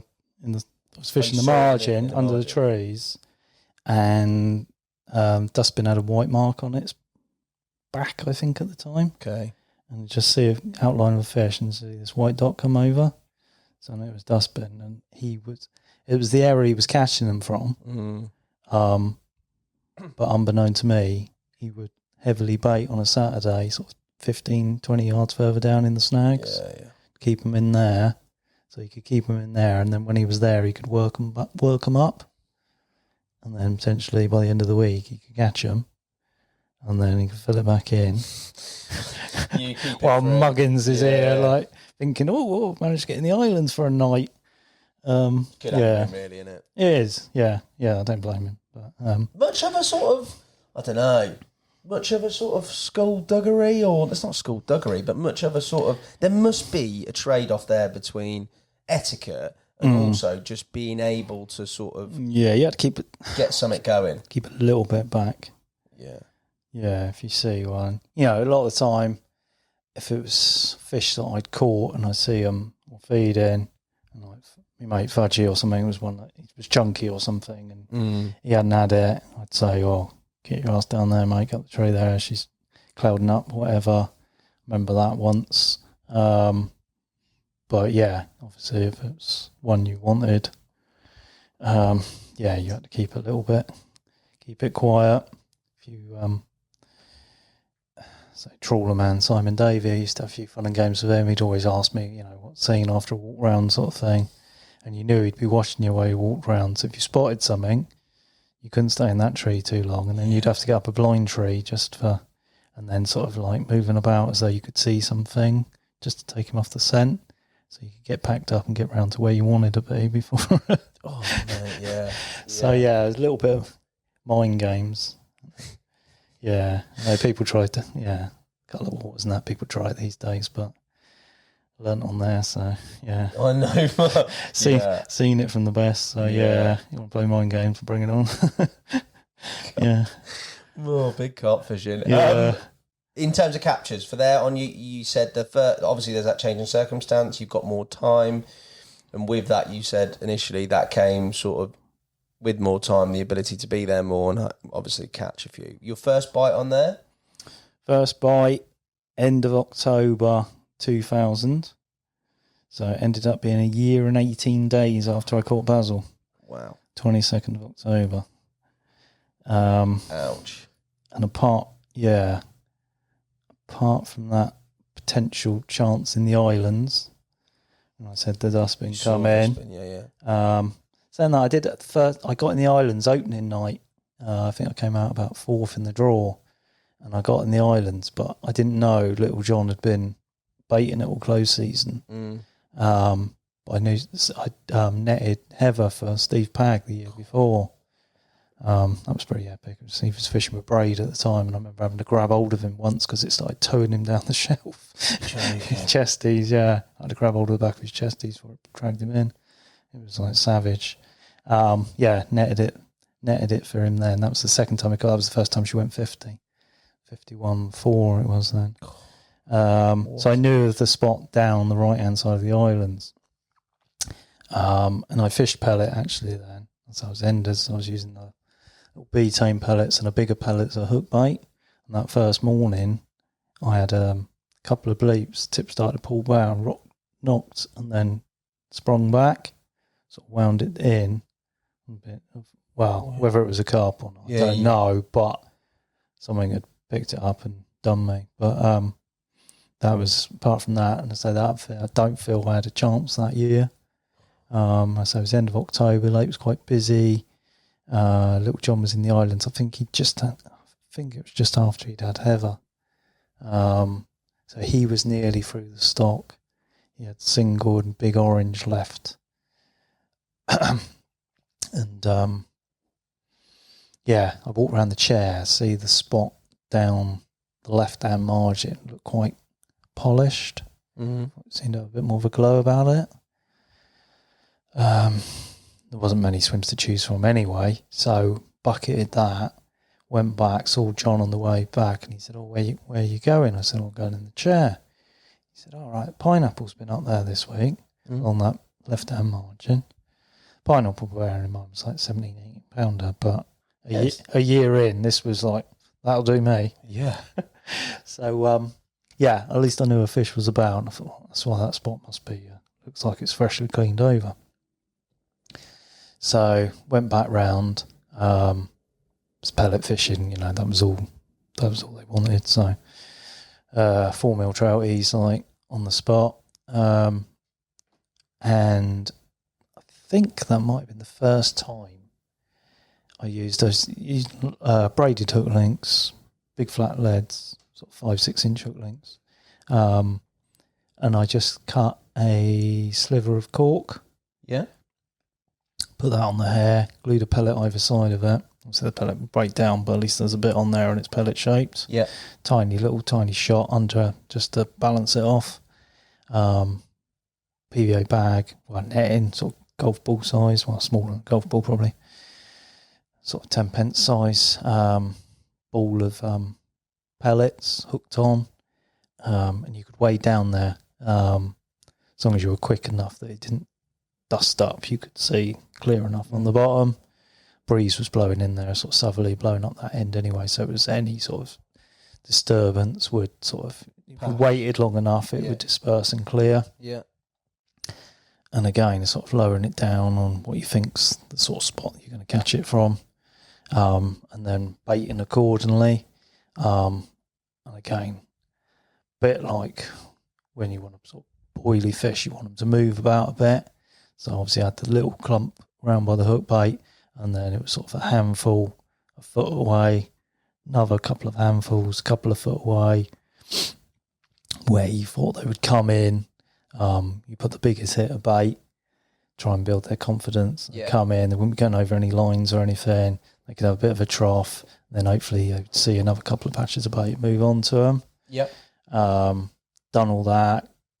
Couple of 2 or 3 back leads going back to the thing. It was only like 15 yards down the margin, something like that. It was over a load of overhangs, and then there was further snags further down to the left, but you weren't actually in snags. It was just under a canopy of overhangs, but you could wade back up the margin. Done all that first night. Nothing. I think I might have had a couple of bleeps, a couple of little liners. Something there. Went round, got up the bow of the tree, because under the spot there was a bough that came straight up over. Sort of hunched up onto that, onto his chest, looking down, just sort of waiting for the sort of lull in the breeze coming in, eyes getting adjusted. Where's all the pellet gone? It's like, one little clump around my hook bait. Hook bait, yeah. Yeah, the rest of it gone. Shit. Bastards had done me. But at least I know it'd been in and fed. Mm. So, resetting it. Right, I know it's probably fed more confidently there where the hit bait is, so I'll move it to where the bigger bit of bait was. So it's literally 18 inches away sort of thing. But again, we learn spots within spots it can be that critical. Got everything ready, got down, it's sort of like lunchtime after lunch or whatever, so good light, see, wait for everything to clear, just standing there waiting. So it's perfect clarity of water. You're out sort of stretched out your arm, sort of lowering it down, so it was probably 6 foot deep, something like that. So bearing in mind you probably got 5 foot of lead core on, so you're holding it just off the end of the lead core. Lowered it down. Just as I'm lowering it down to where I could see there was like concrete, like breeze blocks, solid block embedded in the bottom. Right. But there was a slight raised lip on one corner, whether it was where they dug away, where they'd been feeding, but it was prominent by about probably an inch maybe on the one corner.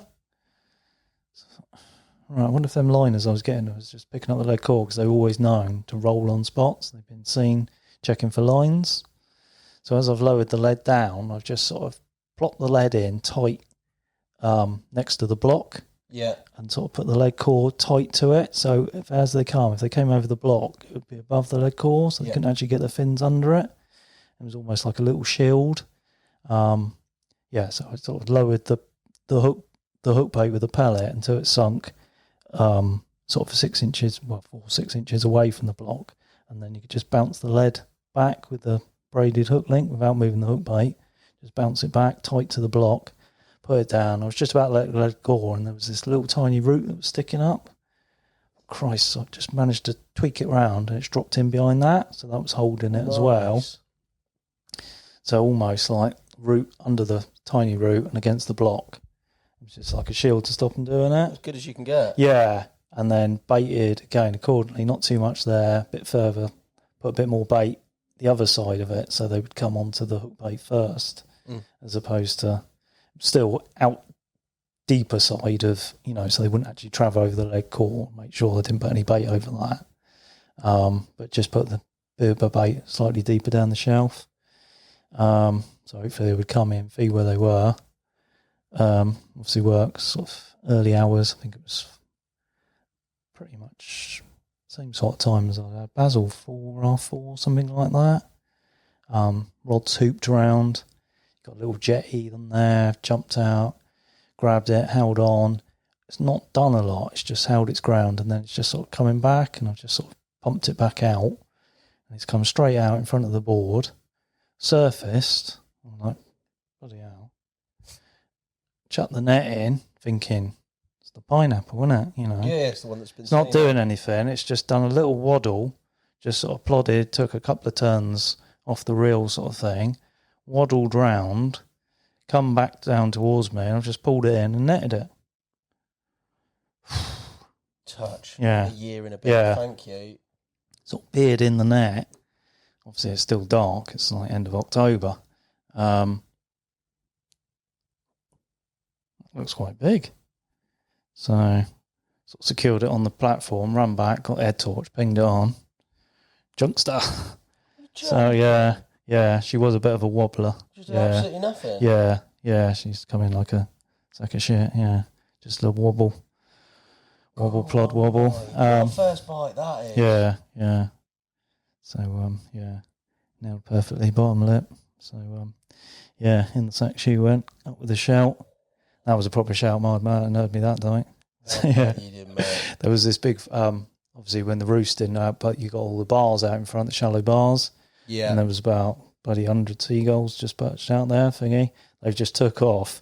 Mad Martin's heard something in the gate swim. He said he just woke up and it's like some scene out of a film where all these birds are just heading towards him before they topped another tree.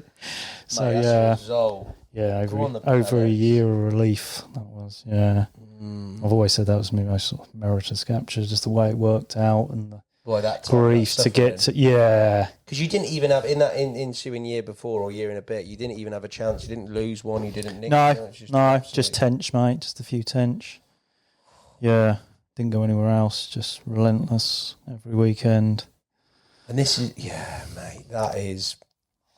Yeah, that's hard. Fair play for sticking at it, to be fair. But you've got your one, which is what you wanted before. But then I'm guessing from that capture, and it being a significant one, you want to catch the rest of them. Did you have a specific fish out of that lot that was the one, or did you just want to tick as many of those sort of known ones, Heather the Dustbin, etc.? Did you want to tick as many off, or was there one where you were like, no, it was always Heather.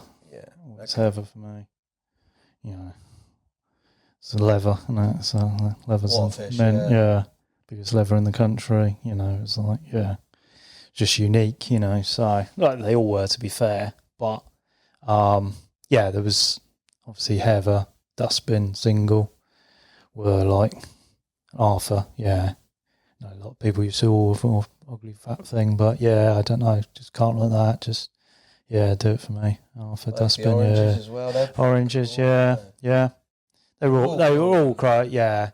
So Chunky was probably the most sort of handsome looking fish. Yeah.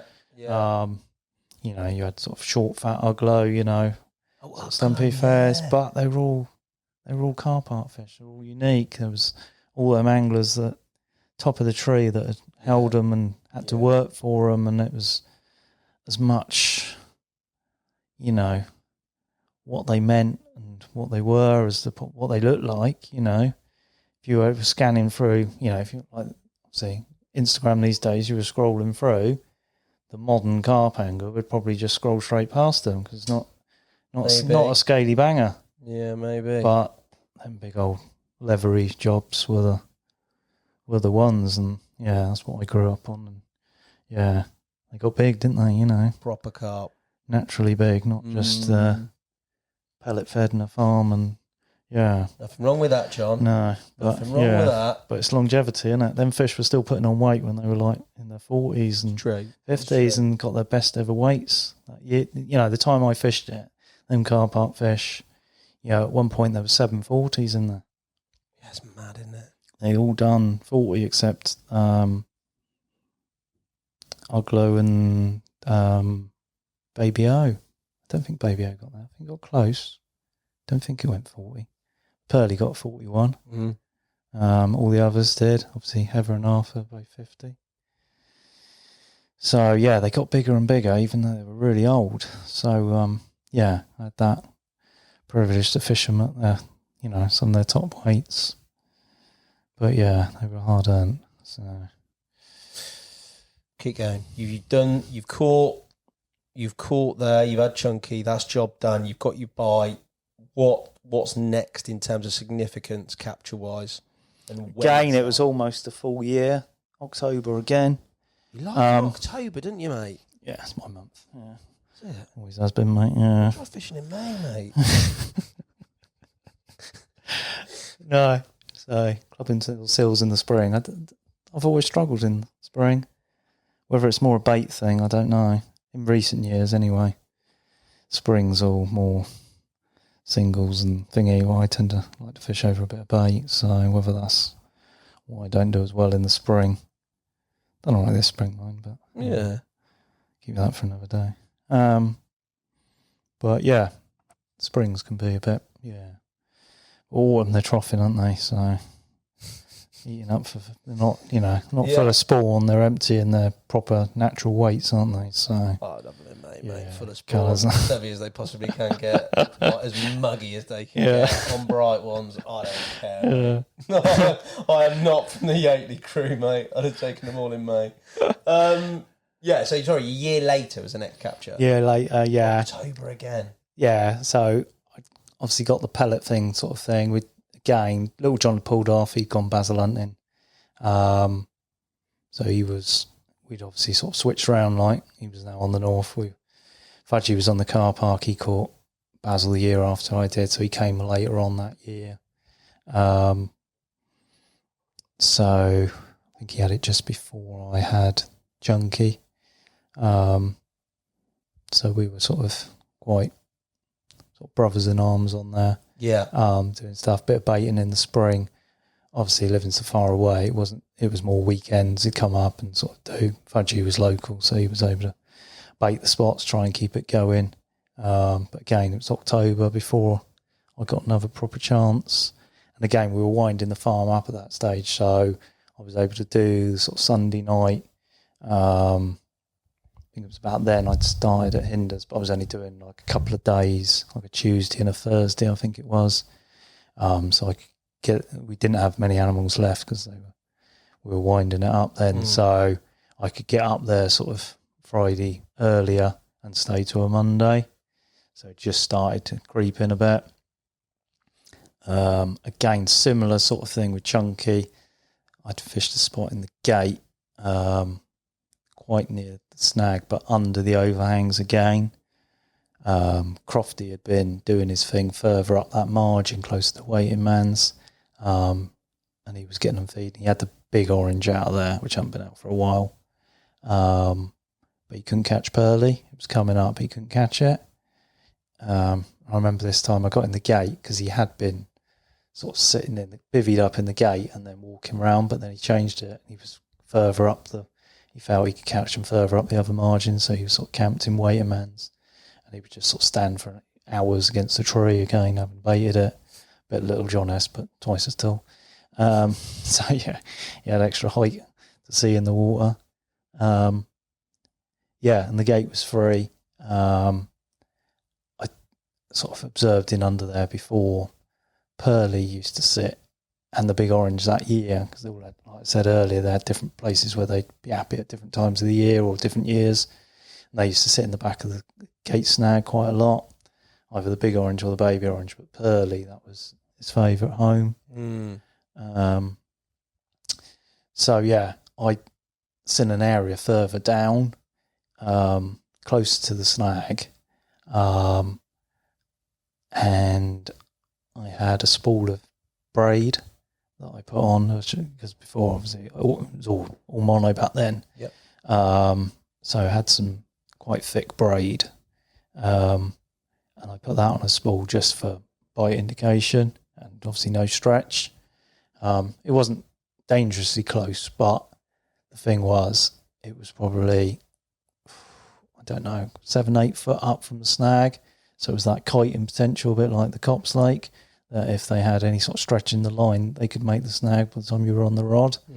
So I went braid, managed to get it up in under, so sort of cast a bare lead into the branches over the other side, go all the way round, get a long pole, hook the line up from outside the branch, pull that in, then cut it off where the lead was. Yep. Tie your lead core on, again, place it, back lead on the outside, bottom of the shelf, similar sort of thing, but a lot more grief to get it in position. Yeah. First day, got it in, sorted, again, couple of little liners, nothing to show, went round, left it till the afternoon, went round, the bait had all gone, very similar to the Chunky thing. So again, I knew where to go with it. Yeah. Moved the bait placement of the lead, bait again, and then it must have only been a couple of hours later, and she was on it and hooked. Fudgy was sat at the top of the steps with me. His gate was quite high swim, steps going down. Rods just wrapped round. I just remember him saying, that's a carp. And I just dived on it, jumped in the lake, pulled away round. It's just kicking and holding, and I just had to, braid softish rods, so bent full round, and just basically had to just drag it away from this bush, which it has, and then it's plugged in. What you've eased off, it's plugged in weed with the braidman, able to get back up on the steps, lift it up out of the weed. It's torn about, and I'd say that was Pearly. So 36.9 the first time I had it. So that's nice, mate. That's good angling, isn't it? So no two ways about it. Going, seeing what's happening with the spot, being able to adapt it, which obviously you haven't got the luxury in the pond, and the accuracy of placing baits. So pellet as well, mate. Yeah, that one was on a sliver of foam. I changed it from cork to a sliver of brown foam, just to mimic a pellet. You didn't have the sort of artificials that you have these days. So yeah, first one a little bit of cork, second one a little bit of foam. On a long hair, sort of 1.5 inch hair. Pellets, So yeah, wow, it was just their diet. They weren't eating anything else, so it was pointless using boilies and that really. So they've been that tuned into pellet. Yeah, that's all they wanted. Yeah. So yeah, next year I managed to get took a bit more time. Started to get amongst them, but again, it was more open water then. That seems to be like the common trend throughout these chapters through Yateley is that your, I'm not going to say default, but your comfort seems to be more open water type fishing up to holes in a weed, whatever it is, finding little tiny spots in those open water zones, doesn't it? Yeah, that's what I've always done really. Fairly shallow gravel pits, weedy lakes, finding the little hot spots in amongst the weed or in under the trees, just finding them sweet spots really. Yeah. It also seems that when strength lies really, I suppose. Yeah, it also seems that, I reckon you're a bit good at pretty much everything, mate, but if that's your default strength water. Yeah, I like edge fishing. Yeah. But it's got to be the right sort of lake. Yeah, but if you get the right sort of depth margins and that, yeah, I do like edge fishing because you learn so much more quicker because obviously you can see them. Yeah. See what they're up to, see what they're getting away with, see where they're coming in, see where they're exiting. But yeah, so you can adapt that further out in the pond. It's just that much harder to see, a little bit more guesswork involved. The sort of, I don't know, the focus of your fishing here now, obviously you've had your bites. There doesn't seem to be a sort of outward plan with regards to targeting a specific fish out of these lot. When I've read other chapters from other anglers that have done really well on sort of the car park and caught them, there seems to have been not an order, but there seems to have been an intent around a certain fish. And you said there that they're visible. People know where they are. If you're with your mate and you need one and he's caught one, he'll tell you where they are and there's a chance for it that way. But there's also areas that do change, because we talked about that change, but where certain fish are frequenting more. For you, was it a case of always when you went on, even when you had the ability of more time, and I know that there was more bodies on, was it always a case of just bites? Any bite, any carp from that car park was so significant that it almost was not rude, but it was almost a bit like for you to actually go and physically try and target one? Or was there ever a point where you thought, I'll tell you what, I need heaven now, or I need heaven now, or I need the dustbin now, or whatever? It wasn't until I started to get through the stock. Once I'd caught half of them, it was like heaven after, But yeah, initially they were all worthy, all desired. So yeah, had them two, single the following year, repeated on Pearly. So you were a third of the way through then.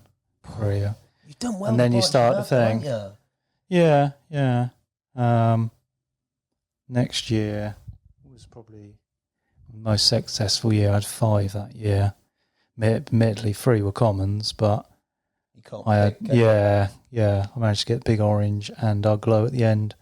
3 commons, so that was my best year, 5 bites. What was the key, do you think, to that success? The fact that you had more time, or were you doing something specific to get you those chances? By the time that was all open water stuff, and that was sort of nuts and hemp and that style of thing. I think they'd got on the pellets, they'd moved out. They'd all had, they'd all been caught sort of a couple of times each. Edge on pellets. Still used to getting the edges and that, but sort of like the nuts and particles started to come in. A lot of the sort of full-time boys and that, Darren and that, they were all on the bait boat, so it was like a handful of hemp, couple of tigers, tiny little traps. I wouldn't use a boat, so mine was all spodding. You wouldn't use a boat? I wouldn't use a boat, no. Why? Cheating, isn't it? I don't know. You tell me, mate. No, I think I was the only one that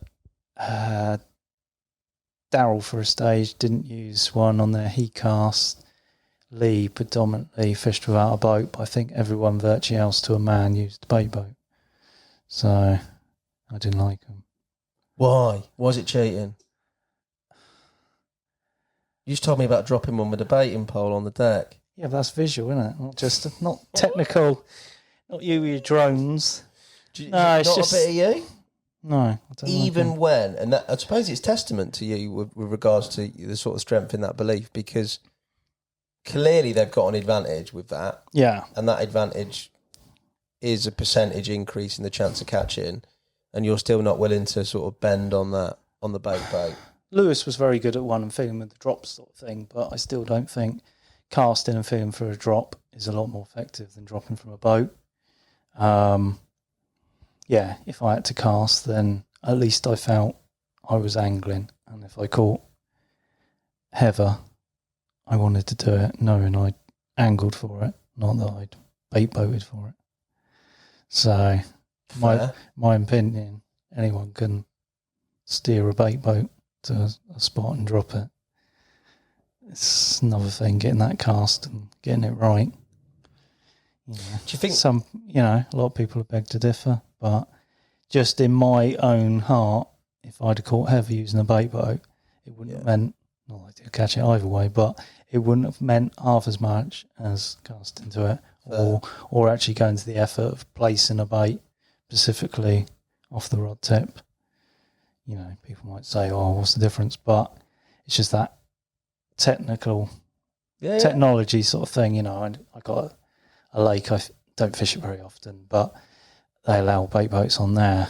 And there's one bloke, he's got one that's worth like $6,000 with all GPS and everything, and camera that goes down and looks at the spots, and that's not a bit of you. Not old school etiquette, you know, angling to me. Yeah, that's just using technology.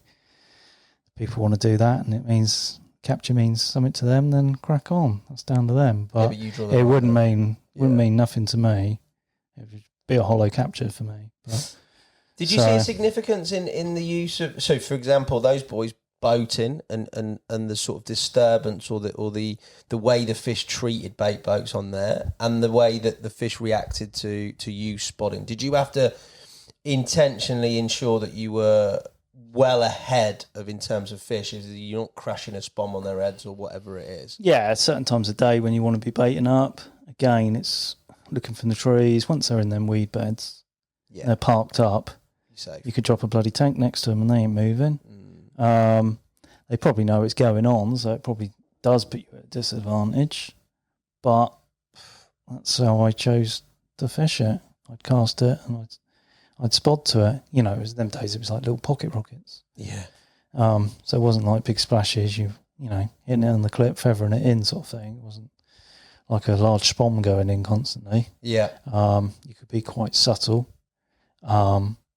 But obviously the occasions I missed out was like if they were up on the top bars and someone could sneak a rig and a handful of bait and literally drop on top of them or next to them onto a little clearing sort of thing, by someone being up the tree and steering the boat over and dropping it, that sort of thing.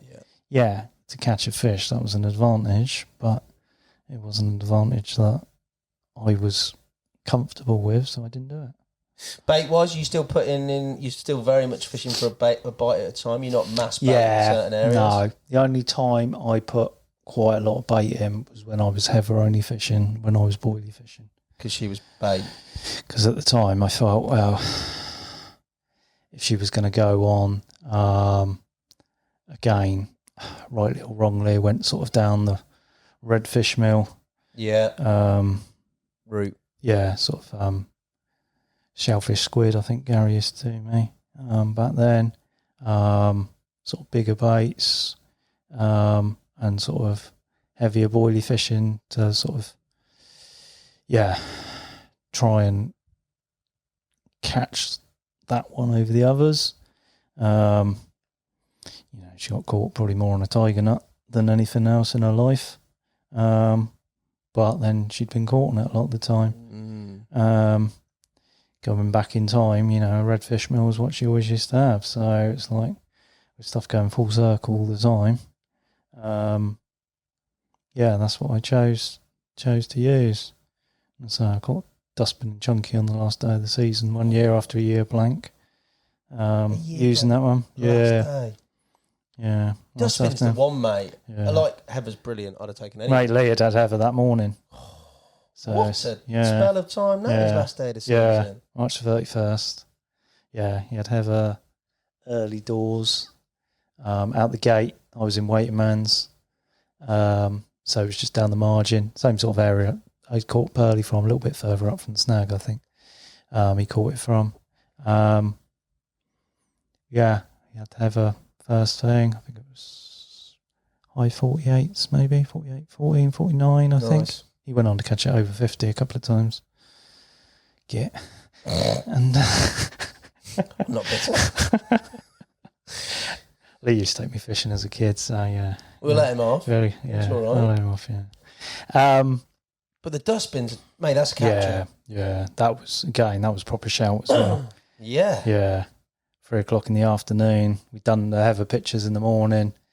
And then it was come back, drinking tea, body bar, go back, get the rods out. And then we were all knackered because we'd been up early.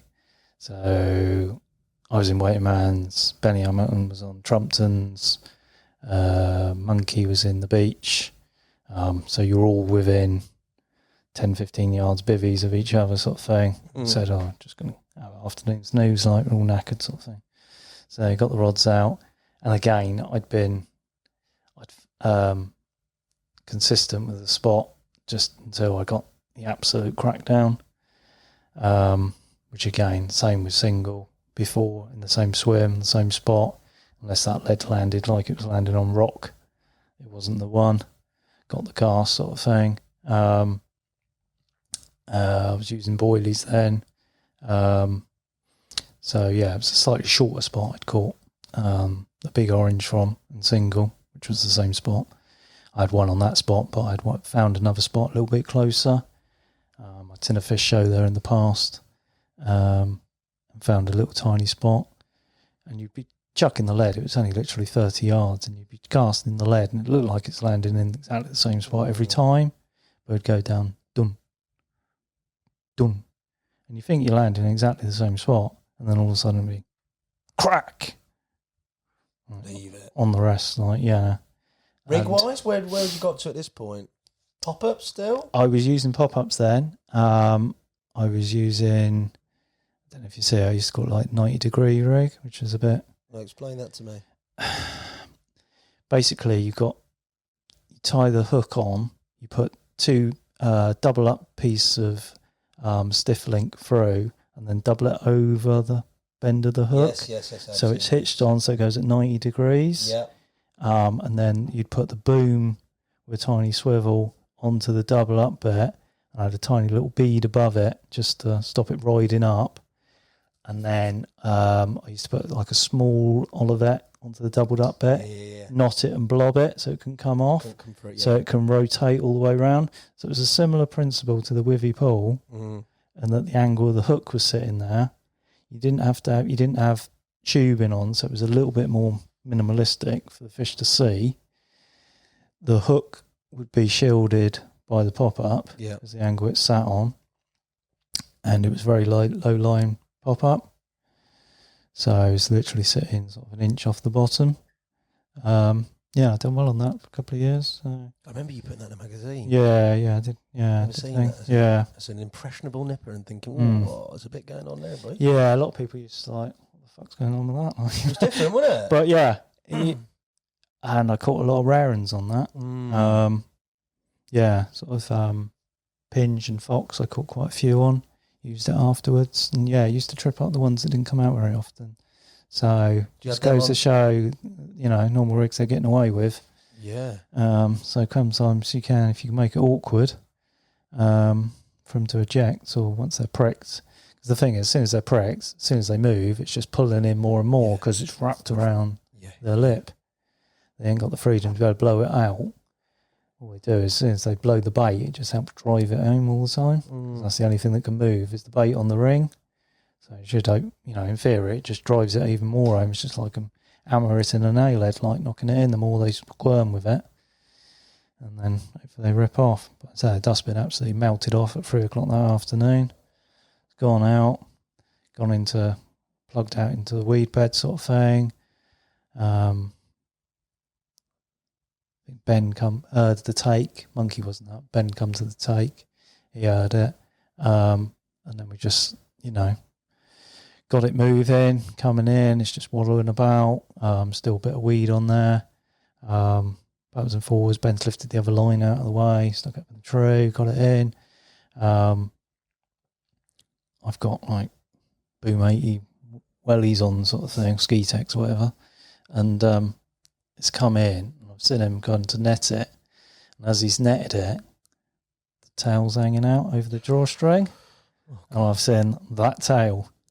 Yeah, mate, that's only one fish. Yeah, that tail hanging over the top. I just plunged my foot into freezing cold water over the top of my boot, grabbed hold of the drawstring, and shook it in. Yeah. Dustbin. So, yeah. Yeah. So that was a good day. That'd be the one, mate. Incredible fish, mate. They're all incredible fish, as you said. They're such unique characters. But yeah, I think for me, that one resonated for some reason. I might have been Gaz's picture with it that I think I remember seeing as a kid and thinking, yeah, you special one. But they're all special, I suppose. Tails one with the cardigan. Yeah, that's a good one. Tails one with the cardigan's good as well, mate. I remember it's dark as hell there. Yeah, mate. They're mega fish. And also, it's like it is a piece of history in your hands. I'm guessing that with every capture there, apart from obviously all the lads that come in, the significance of the capture and that whole scene, there is that sense of responsibility because of the fact that the fish are older, because of the fact they've had such a sort of a rich lineage before you. Like you said before, you don't want to be the last person to catch it, but also when you've got it on the bank. Yeah, but in Yateley, that was always taken away from you. You didn't do anything. Everybody else dealt with it. Everyone wetted the slings, got it out. All you had to do was just kneel down by the mats and lift it up. Goalies both sides, probably 3-4 mats down.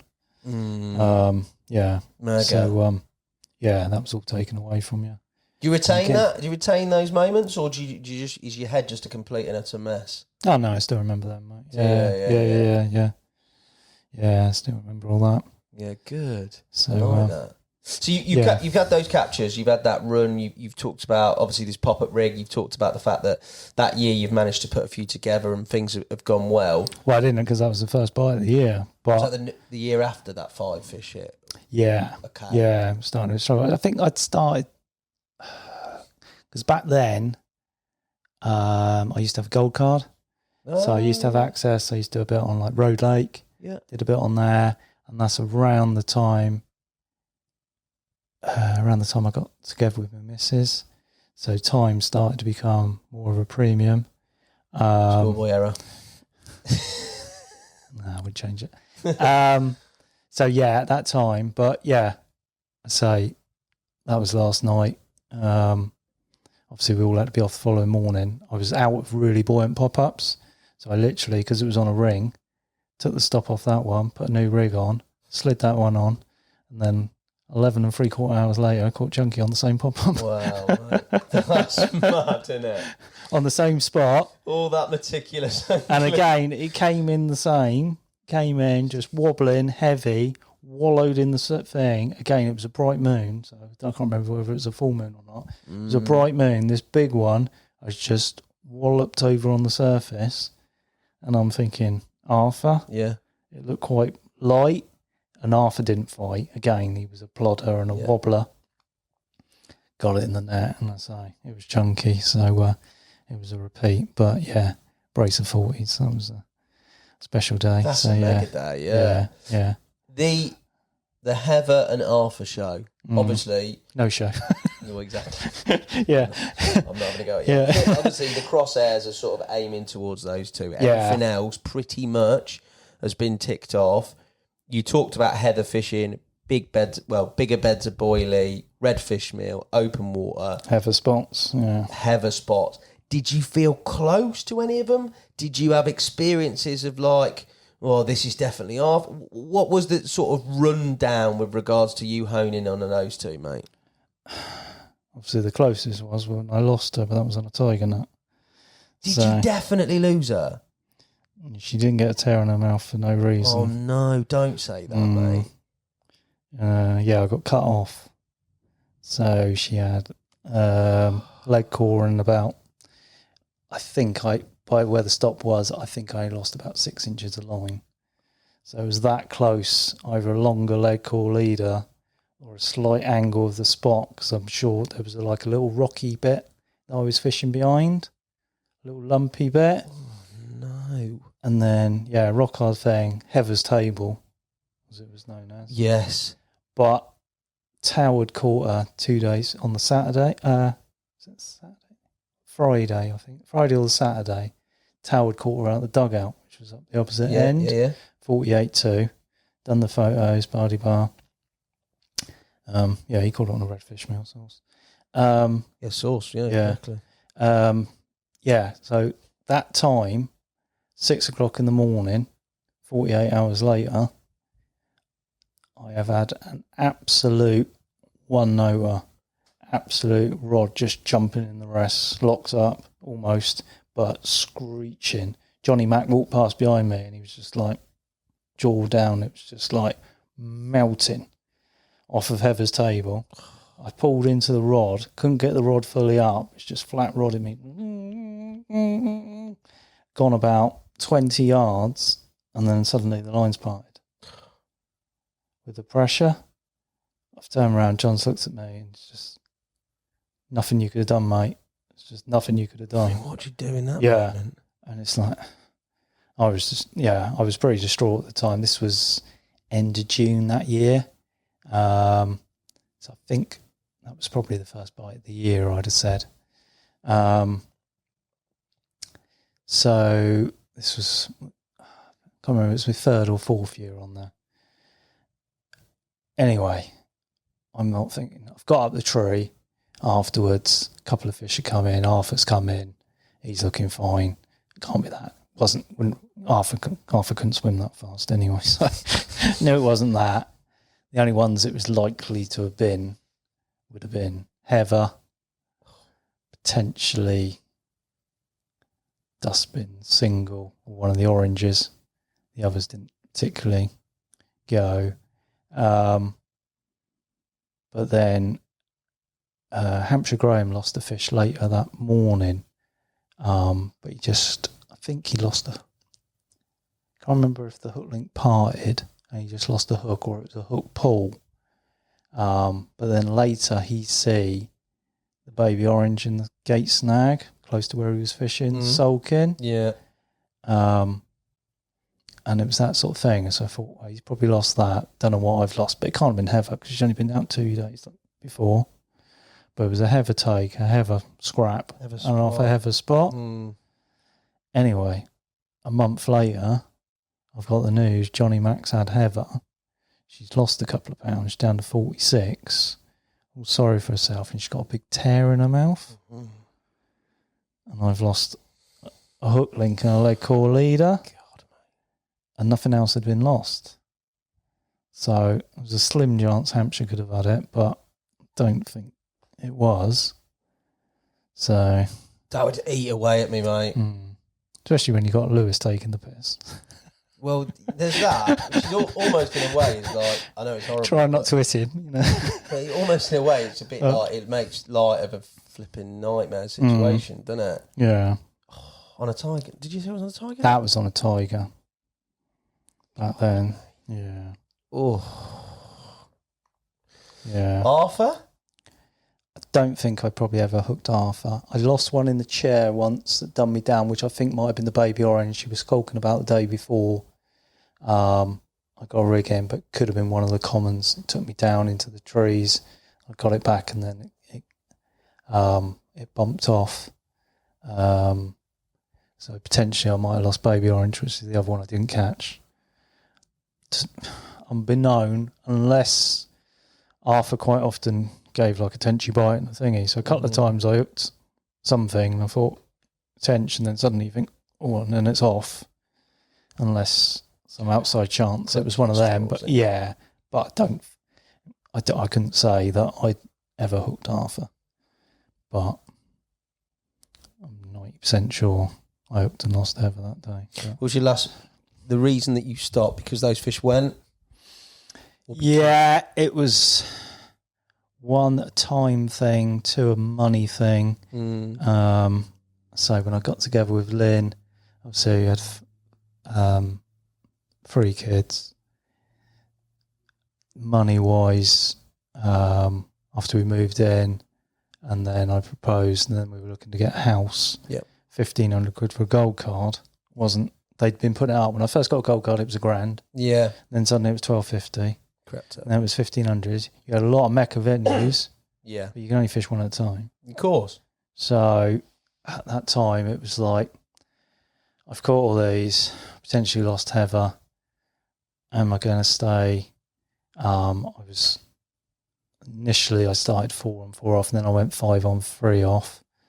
And then soon after I got together with Lynn, I left Hinders. I won't go into that. And then I think you said enough right there. And then I was out of work for a couple of months, so I wasn't earning anyway. Yeah. And then I started another tackle shop in Chippenham. So I was still back in the trade then, but money-wise, 1,500 quid, or at the time, I was looking at elsewhere. I managed to get a Pinge ticket, which was a Reading Club ticket, which was, I can't remember what it was at the time, 150 quid, something like that. Yeah. And then I got a Fox ticket, which was about 300 quid. So full 300 quid? I think it was about that, yeah. That's all right, isn't it? I think it was that sort of money when I first got on. Don't think it was huge. There was a lot of good 30s in there. There was one fish that potentially could go 40, but it wasn't like the backup fish. It wasn't like, obviously, the Longfield days of old of Jack and that, when they never got to them heights. It was a nice lake to fish. So, yeah, at that point, I stopped my gold card, so I didn't have my car park ticket, and it was a good way to underline it. So them 2 were the last 2.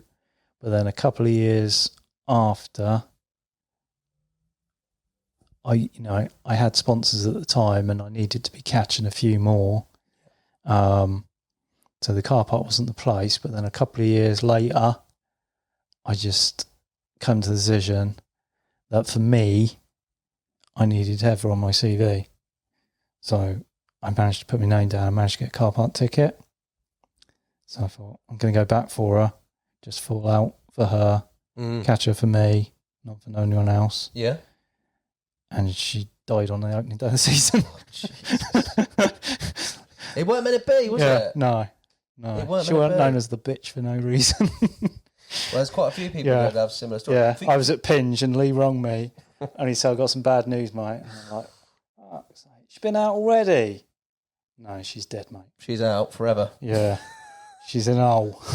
Oh, no. So, yeah. Give me a week or something. Yeah, you know what I mean? yeah, that's what I thought. At least it could have given me a couple of days. One session. I didn't even like that. No. I wasn't there for the draw. I was going up the next day. Oh, you wouldn't want to go up there for the draw, would you? Because it was 48 hour, the last few years was 48 on, 48 off when I fished it. So, again, the gold card used to come in handy. I could do 48 on there, and then I could go to the road, or I went to Horton, or even just over to the Match Lake, just to fill in a night. Sometimes if I had 4, I could do a night on the car park, do a night on the Match Lake, and then come back for 2, because then I wouldn't be back for another 2. So I could do three out the 4. Yeah. If I'd done 2 initially, I wouldn't be able to come back. So I did that a couple of times. So I was flitting about. Springs, I started to fish Frimley, that sort of thing, because you could fish out on a gold card at night. But yeah, went back for there, and she died on me. I had a bit of a go for Arthur, but I was fishing Pinge as well. What took me more when you look back at those Yateley years, that chapter in your life, and it does span a decade? Decade of your life? Yeah, year on the Match, year on the Copse, year on the North, and then it was on and off about 7 years on the car park. So when you look back at that, for you, the sort of resounding feeling, is it of positivity, or is it of what could have been, or what is it? You can look back and say there was a lot of wasted years, but the lake was special. The anglers I fished with were a good bunch, and lots of what I'd call friends rather than mates. A lot of good friendships were made on there. the fish were special, the place was special. There's not many places where you unlock that gate and you go in and it is the theatre of dreams. Like, there's no lake since that has that awe about it. That's exactly what my next question was for you. Because I know a lot of people that fished on there, that when they were done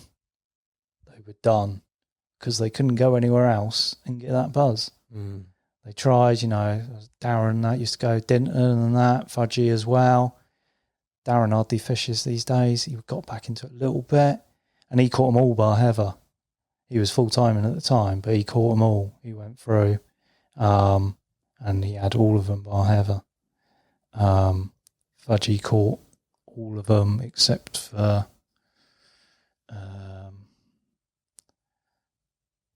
just trying to think what he didn't catch actually. I think he had 7. I think he was missing 2. But yeah, them 2 in particular was so full on at the time. I know Fudgy does a bit of stalking. He's got kids and that now, so I've seen him. He's had a few recently. But to be so full on in them days, lived and breathed it. Say Darren, Fudgy and me, we were all sort of after Heather at that point. And we used to have the banter between us and that who was going to catch her. Fudgy was the only one that did. Caught her at lake record 54.8, I think. Off that same Heather table in the islands. Without the cut-off. Yeah.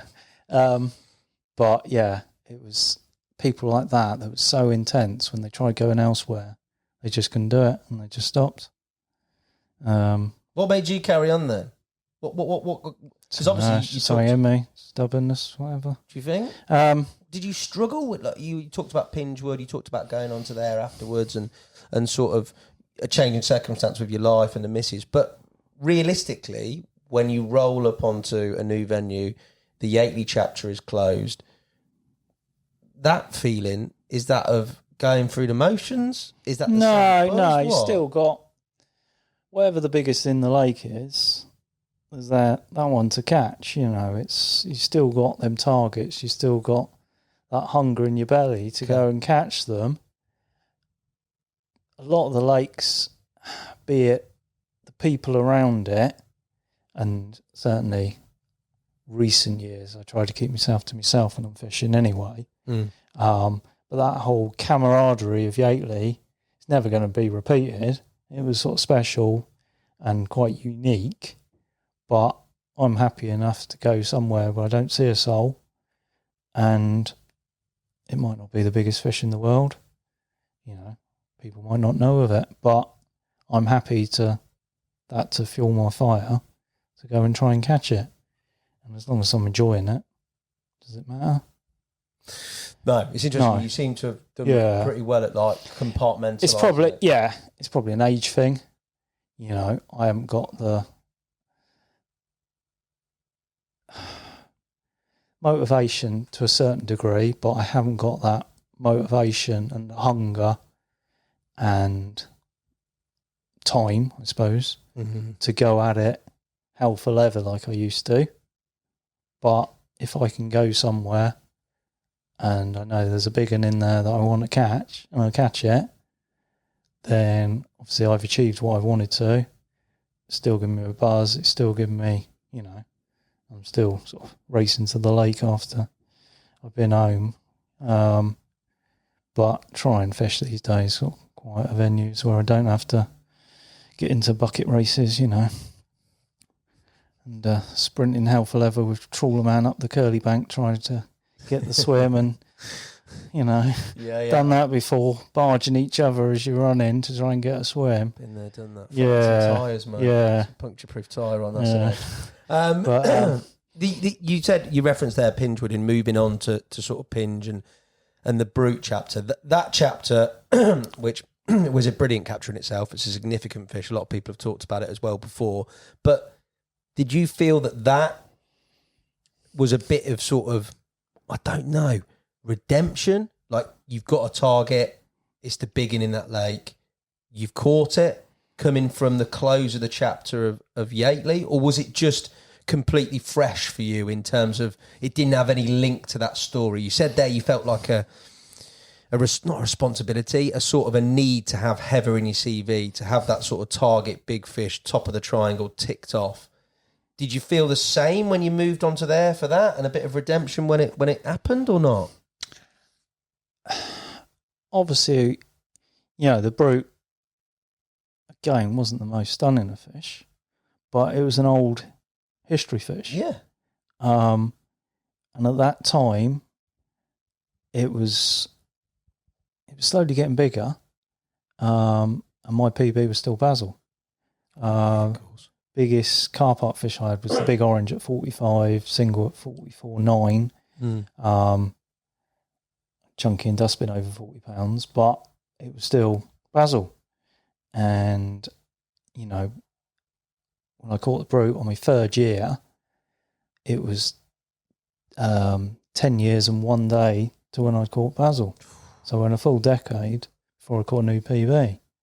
So yeah, that obviously sort of was like obviously a double win that I had a PB.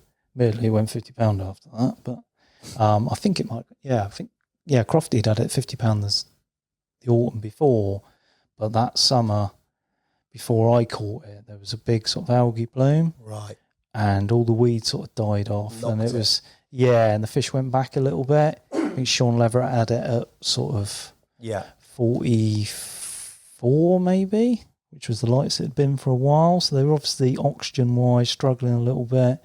It wasn't till sort of September and it started to clear a bit that they started to get back to their old selves. But what's the key to that capture, mate? The brute, getting on it. Simple as. Yeah, I come close a few times. I say Pinchwood. I had virtually all the A-team, and every time I caught one, I was thinking, this is the brute. Yeah. And up at pot, big mirror, blah, get in the net. It's not. But I caught all the backup fish. Pecks over 40. I had pearly linear that hadn't been out for 2 years, twice on that 90-degree rig. Twice in 6 weeks when I hadn't been out for 2 years. So I say it sort of snared the rare ones. I had broken rib, which hardly ever came out. Silt pit, don't know if I was the last to catch it, that died. Well, it disappeared, shall I say, a year or two after I had it, which was my first year. So that was just after leaving the car park. The silt pit one, and that had done 40 in the past, but I had it 34, so I think it was on its way out then. Again, really old fish. Obviously the jockey had gone from them, which was the previous big one, which was 50. Brute was coming through, Pex was coming in behind that, and then there was these other sort of 3 or 4 fish that were sort of high 30s. So I managed to get all them. And then that last third season, obviously Heather had gone then, so I was able to sort of focus on it a bit more. And up until then I'd been using pop-ups, but I knew the brute was a silt feeder. See, all its lips were black. It was it needed a bottom bait. So again, I sort of played with the rig again, and used sort of reverse combi. So you had like a stiff, like a stiff hinge at the hook end, but supple hair on it, bottom bait, and then a supple braided, coated hook link at the reverse. So whereas normally you'd have supple by the hook, I've got stiff, slightly curved. So obviously if the fish picks it up, it's harder for it to eject, but it's still got the movement further back. And when I changed over to that in the summer, I'd had some fish on zigs in the spring, pretty linear, and the first fish that I caught on there, actually, the baby linear, and lost a couple on zigs. And then later in that year, I'd gone back in the summer. The weed was fairly low because of the algae, but the algae was clearing sort of August time.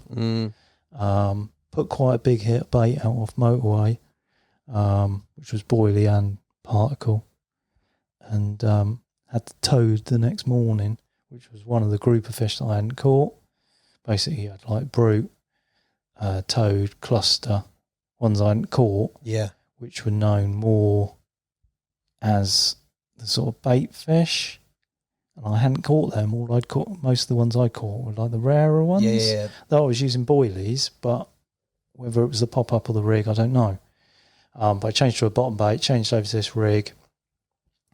Probably bigger hits of bait slightly, and then caught the toad, which was like 28. Caught cluster, sort of 2 or 3 weeks later, which was 35, I think.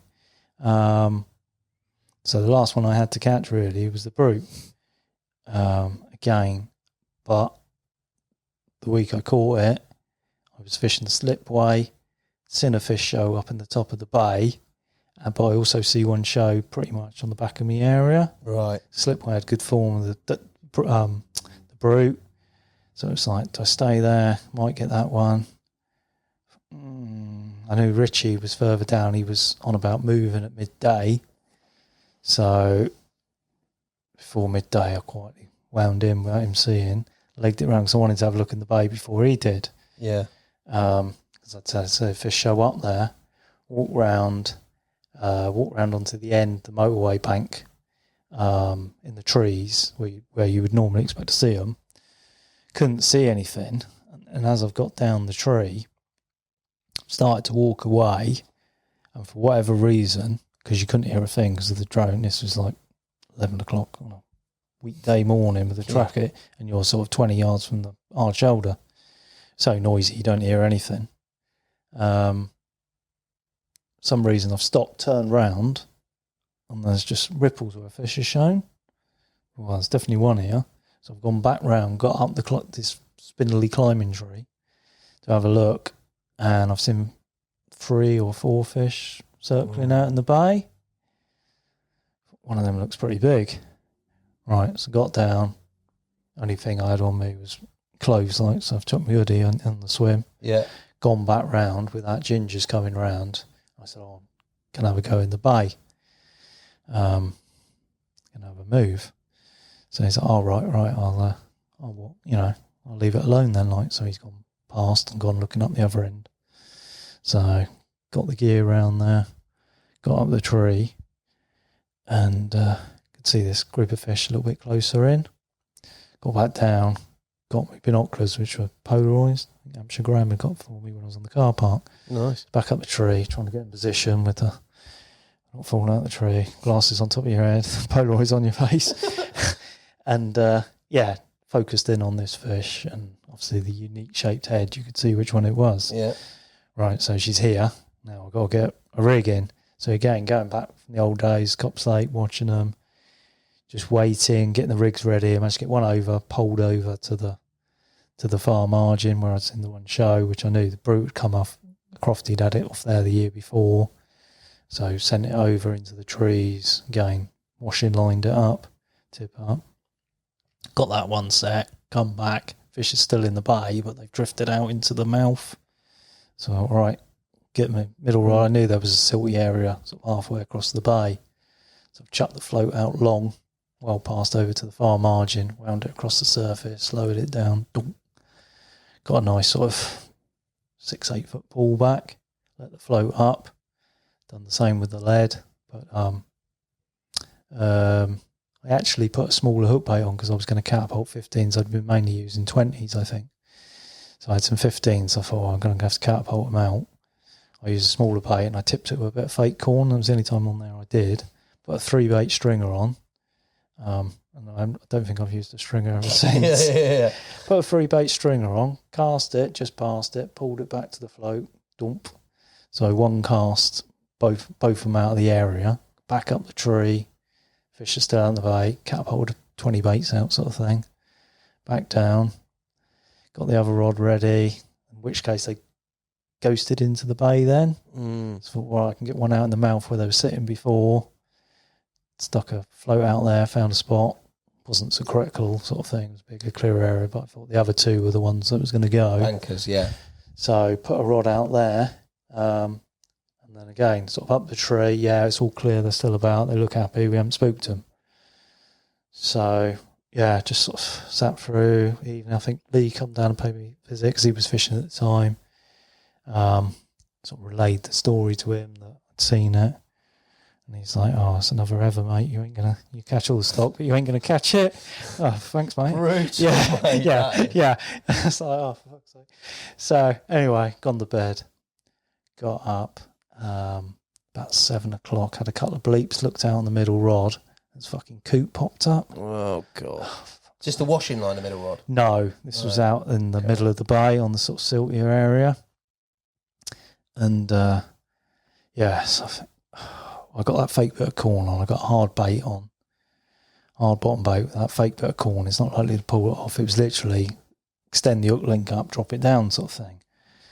I don't want to be recasting now. It's like, so I'm going to sit on it. Fake corn and that, shouldn't have pulled it off. Should be fine. Anyway, hour later, rod just melted. Hooked it. It's just done like a heifer take. It's just gone out past the edge of the bay out onto the front of motorway point, and then it's just held solid, and I thought it's weeded me. But I think all it done was just turn sideways and just sat there on the bottom having a breather. And then all of a sudden it just started to move. It just sort of swam off, and I've brought it back. It's taken the line. I've got it back. Each time you get it back, you gain 30 yards and it takes 20. And then you get about 40 yards and it takes 20. Fight. But each time it was getting a bit less and got it in, and then it surfaced and it's probably 3 rod lengths out. And you're just in this gnarly old back. It's all black and the hump coming up, and it's like, and it's just wobbled all the way in at this point. Just on the surface, like a big fat farrier's common coming in. And I'm just like, clenched my arse. Please don't. Stretched out of the net and it's gone over, lifted it. And then it's like, is it? And I've got all the others, and it's like, thank God. It didn't look, at the time, it didn't look huge. And I'm thinking, is it? Turned it over, you seen its heads and its scale, it is. And it's not till you got it out the water that you appreciated how big it was. It's one of them sort of thing. So giving it the proper shout, got on the phone to the missus, and just crouched on the bottom of the board, and she's answered, and I was just like, just got choked up. It was just like, I've got her, babe, got her. Yeah. And it's like, that was, one of the most satisfying, rewarding captures after the car park, let's say, to get it. Didn't know how big it was. Like, she's like, "Oh, how big is it?" I said, "I don't know, Tom. It's still in the sack, still in the net. It's like sat there in front of me." But it's the one, isn't it? But it's the one, mate. Yeah, it was end of chapter. I'd done 3 years. It was closed the gate. Ta-ta for that, But you've done a bit, mate. You've done You've done a lot of angling on this is hardly anything. We've scratched the surface, but you've done a lot of angling. You've wrote a book. You worked in the chackle trade, mate. You've lived it and breathed it proper, haven't you? Yeah. You have, haven't you? Yeah, I say, obviously, most weeks, these days I do have the winters off. Yeah. Get me brownie points, get the jobs done, spend time with her, and I don't see the point of banging my head in the winter, because the sort of waters I go to, chances of getting a bite, pretty slim. Mate, I like that honesty. There's a lot of people that would sit there and sort of say, look, no, I'm hardcore, I'll fish through the winters and do whatever, and they don't do it. No. But I don't think there's anything wrong with... Missus will say, because it's too cold for me, but she's probably right, but yeah. Who cares, but no, mate? Exactly. You got nothing to prove to anyone, mate. No. You've done some incredible angling there. I'll fish for till Christmas if it's still mild in December, but once you get to the end of November, that's normally big fish season over. If the weather's right, you got a chance in December, but January and February bleak. And that, yeah, bleak. It's closed. It's shut up shop, mate. So. What's working the trade like, mate? What's it like? Yeah, good, mate. Yeah, done it for a while. Changed a lot. Yeah, you don't. Obviously, product-wise, is very repetitive, shall we say? You get tweaks on stuff. Back in the days when I was Hinders and you used to go to a trade show, it was the most exciting time of the year, because everything was new. There was new stuff coming out. I don't think you've been to the next trade show. No, I was washing my hair, I think. But thing is these days, there's no real surprises. Not many people do trade shows now anyway, but half the time you're getting videos released on Instagram before the bloody trade shows anyway, so you see what it is. I've been doing it long enough now to know if stuff's going to sell or not, really, without having to see it in person. Most of it is, your Mark 24 bed chairs and that sort of thing. It's like... Go steady here, John. Don't say what you think or anything. You don't run a tackle shop. Wait till your price is going through the roof here, mate. Bloody no margin on this, John. Well, there ain't, because I just slated him on the podcast. No, but obviously... I know what you mean. You can't reinvent a bed chair sort of thing. You can put a different mattress on it. You can change the types of legs. But in all intents and purposes, it's a bed that folds up, that hopefully is comfortable and stable and strong. So, all you can do, you can't reinvent it, can you? All you can do is tweak it. So if you make it for the better, then that's great. But I say, as for the excitement of going for a trade show or new stuff, it's like... What about the customer interaction? Do you enjoy all that? Most of it. Obviously, you do get the odd polisher. He hates it all. No. The best thing is obviously someone comes in, they're unsure of stuff. You point them in the right direction, and then they come back a couple of weeks later saying, I did that. I've just caught X or, a PB or such. And that is your job satisfaction that, a lot of people have come in, ask your opinion and go and do the complete opposite anyway. So, but you've offered your opinion. If they don't want to take it, that's down to them. But if they've come in, done what you've suggested or helped them tweak something and it's worked for them and they've gone away and caught something, then happy days, That's the buzz. It's good job satisfaction. Obviously it's good for the shop that if people feel they're getting genuine advice that's working, So I've worked for certain people that just bullshit, but not naming names, but but obviously the name of the game is to sell stuff, but not, for repeat customers to come back, you've got to give good sound advice, and if they don't need it, then they don't need it, and, they're better off spending a bit extra money on some bait and some hooks and that sort of stuff that's probably going to help them catch extra fish than updating perhaps, the hardcore hardware stuff that, it's nice to use and makes life easier, but it's that important end tackle. If they change their line more often, they might not, and change their hooks more often, they might lose less fish, that sort of thing. I'd rather suggest to people that they, if they got X to spend, they spend it on that style of stuff.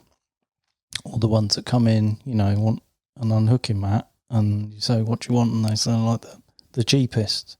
But you sold them like 600 quid bivvy the week before. Yeah. But then they only want to spend 20 quid on a mat. It's like, really, mate? It's like we all want to catch these fish in pristine condition, then do your bit and look after them. And What about the prospect of being like an independent in the tackle trade at present? Obviously, there's been an influx of sort of bigger organisations and companies getting involved. Have you seen the sort of impact of that or not? Is it still... Yeah, I wouldn't have said it's as bad with a certain one than what it used to be.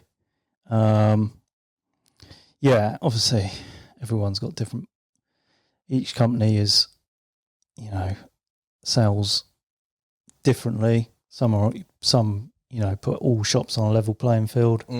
Others, the big mail order boys, get more discount, and when you get Joe Blogs pop a phone up in your face saying, I can get it for this, mate, you're going to price match. Sometimes you look at it and think, I can't even buy it for that. It's like, you're as a shop, we always try and compete and be competitive. At the end of the day, as a business, you still got to make a few quid. Yeah. The overheads, electric and that, for, rent rates, everything, it's all going up. The margins aren't getting any bigger. People have got less money in their pocket, so it is difficult. But hopefully, by offering sound advice on what they need and advice on how to catch fish, then as a sort of more family-run business, hopefully people will, accept that. And, I say we generally are competitive anyway, so it's not an issue. But, you do get people that come in and say, well, I'd rather, buy it from you than certain down the road, which is a big sort of corporate company. They'd rather give us the money than someone else, which is all you can ask for, really, as long as they give you the chance to sort of offer them a price. If you can't compete and they go elsewhere, then obviously there's not a lot you can do. But, you can't sell stuff at a loss. That's not good business. No. So, obviously compared to sort of 10 years ago, that side of things with the internet and people being able to see prices, and obviously COVID with some shops sort of where stock was scarce, probably filling themselves up with stock, and now they're sitting on stock because things are dried up and having to job it out at cost price or even less just for cash flow situation. If you bought sensibly and that, you can't compete with that because you paid proper money for it, and it owes you X amount. So I get it. It's a balance. It's like everything, isn't it, mate? It's a balance. I want to get paid at the end of the month. You get paid off your book, mate. Yeah, right. That's the way, mate. He's done it. He's a multi-million. You've sold a few, haven't you? I'm nearly out. I've got about a dozen left. So yeah, it's been a long run. Can they not buy them? Yeah. Where do they buy them from, John? Either in the tackle den, I've got them in there, or if they message me on Facebook, Instagram, whack the price. Just pay by PayPal, and then I'll send it straight out. Yeah, post it out, or if they're not local to collect. But yeah, literally got about a dozen left and a few levers. So a few levers.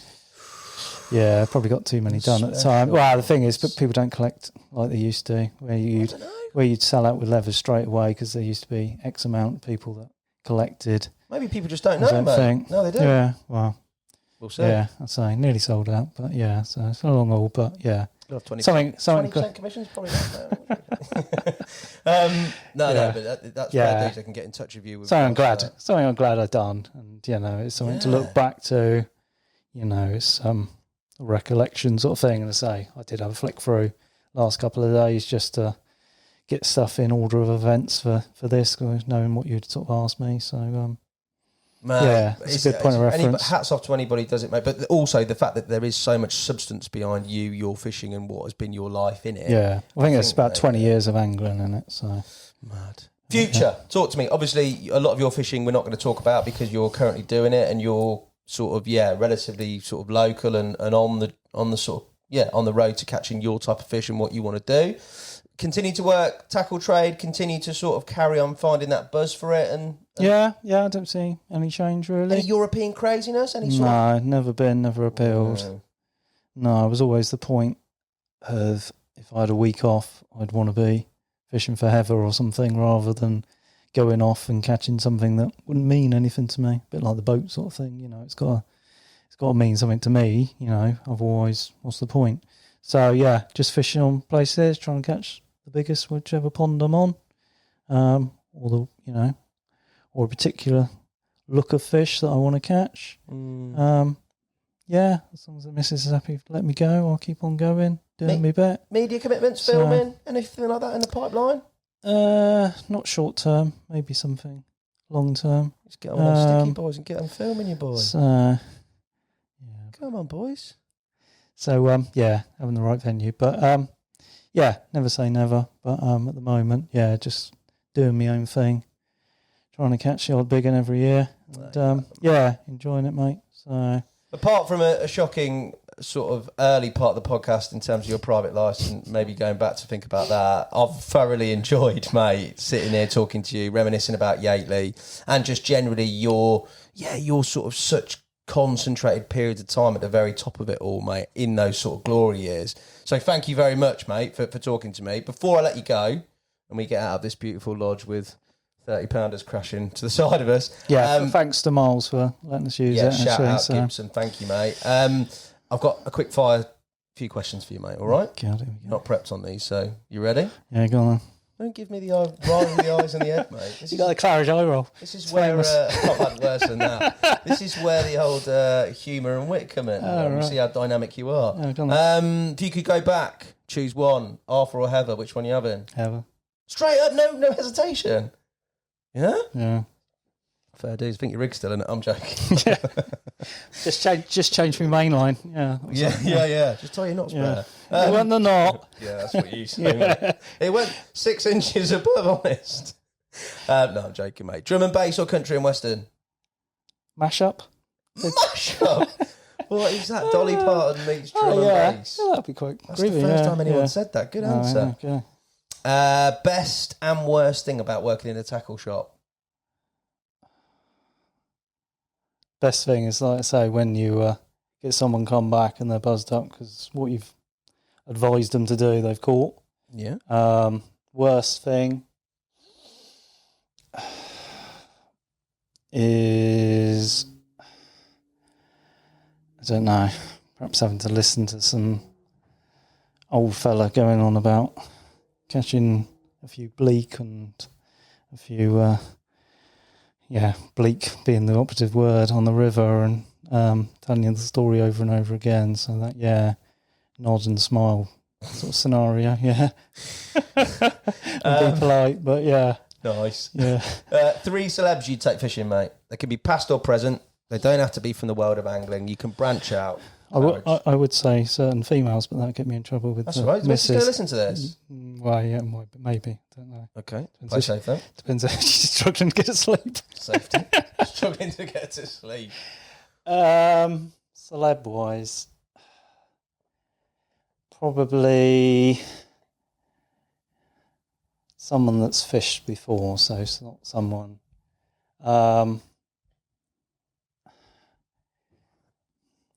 I would say, although I'm not sure what sort of state he's in recently, I've seen him and he's a bit thing, is Gaza. Yeah? Genius, mate. He fishes a bit. Yeah? Before obviously he went off the rails. He was, genius and being a Has he ever been on the rails? Spurs supporter for my sins. He was a bit of a Gazza's hero. He's not been on the rails, has he? No, That's well, a feature true, of a genius, isn't it? But, I see an interview recently at England match and, he's... Poor fella's in a right state, but so Gaza. Who else? I did meet him once. He came in when we were at the old shop. Bob Mortimer. Oh yeah, he does the old fishing program, doesn't he? So he knows what he's doing. So he's a good laugh. Yeah, he seems quite funny. Yeah, I've seen him on Mock the Week and that sort of thing, and he'd be a giggle, I think. Who's your third? So we've had football, funny. I don't know who else would be interesting. I've heard people say things like David Attenborough, but that'd probably be. He'd probably be worried about him keeling over on you. No. He's pretty ancient, isn't he? He's an institution, mate. Huh? He'd be great on the bank. Maybe someone like Steve Backshaw. My boy always used to watch. I used to watch all his stuff and Deadly Top Tens. Yeah, my little boy at the time was every morning for school. He used to have that on. Rock hard as well. We went to see him in Swindon once. Actually, I took the boys to see him. Yeah, he's got some adventures to tell. So good. I like that. Not that he's probably ever fishes, but with his hands, with his bare hands. He's an outside geezer, isn't he? Out on the rivers and diving for sharks and. I think it'd be a bit sedate carp fishing for him, wouldn't it? Yeah, probably. It's all right, get early night. Get up at first night then. I need me kip. Cotswolds or Colne Valley? Which one are you picking? That'd be Cotswolds, wouldn't it? Oh, mate. I can drive to the lakes in 3 minutes. I know. They're full of crayfish and hard work. Oh, yeah. What's your idea of carp fishing hell? Busy lakes. Simple. I can't do the busyness anymore. Venue you wish you fished?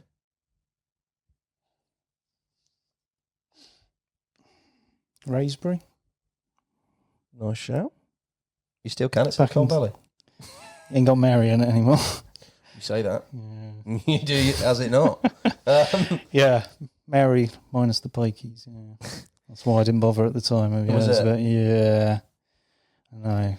But weren't a bit Steve of you. Pagg and Arden Rick went up there and some gear nicked and that sort of thing, and it was just I'd rather be somewhere a bit more where I can sleep at night rather than I think it was it Simon Scott or Ben Gratwick. I remember telling me once they woke up hearing the click and it was someone leaning over their bed chair clicking a lighter to see what they could nick from behind them. Proper fishing. Sod that.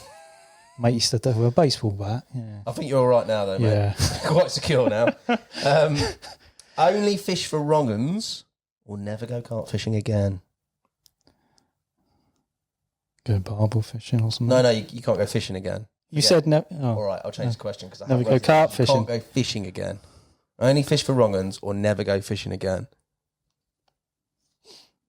What are you classing as wrong uns? What do you class as wrong uns? Them early foreign ones.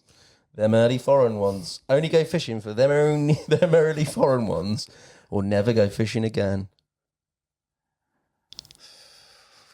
Close. It wouldn't though, would it? You'd be on the wrong end train straight away, mate. Chucking the old 90 but it's got to mean something, isn't it? If it don't mean it will anything. mean something. It will mean that you're not in an ever-ending pit of depression because you can't probably. go fishing. Probably, but Just say you'd have to take John. you'd have to take me kicking and screaming. I wouldn't. You'd be skipping after a week. Come on. I was an original member of Echo.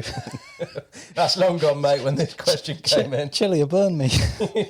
Chili, get on him. Because he's fishing for wrong. Boy. Final question. Night out on the bank or a night in with the missus, mate? I'll say night in with the missus, otherwise I won't get any again, will I? Nice save, very honest, brutal. Yeah. John Claridge, thank you very much, mate. Thank you guys for watching and listening. I'll be back soon with another Nash Off the Hook podcast. Until then, John Claridge, you're an absolute legend, mate. Cheers. Cheers, mate. No problem.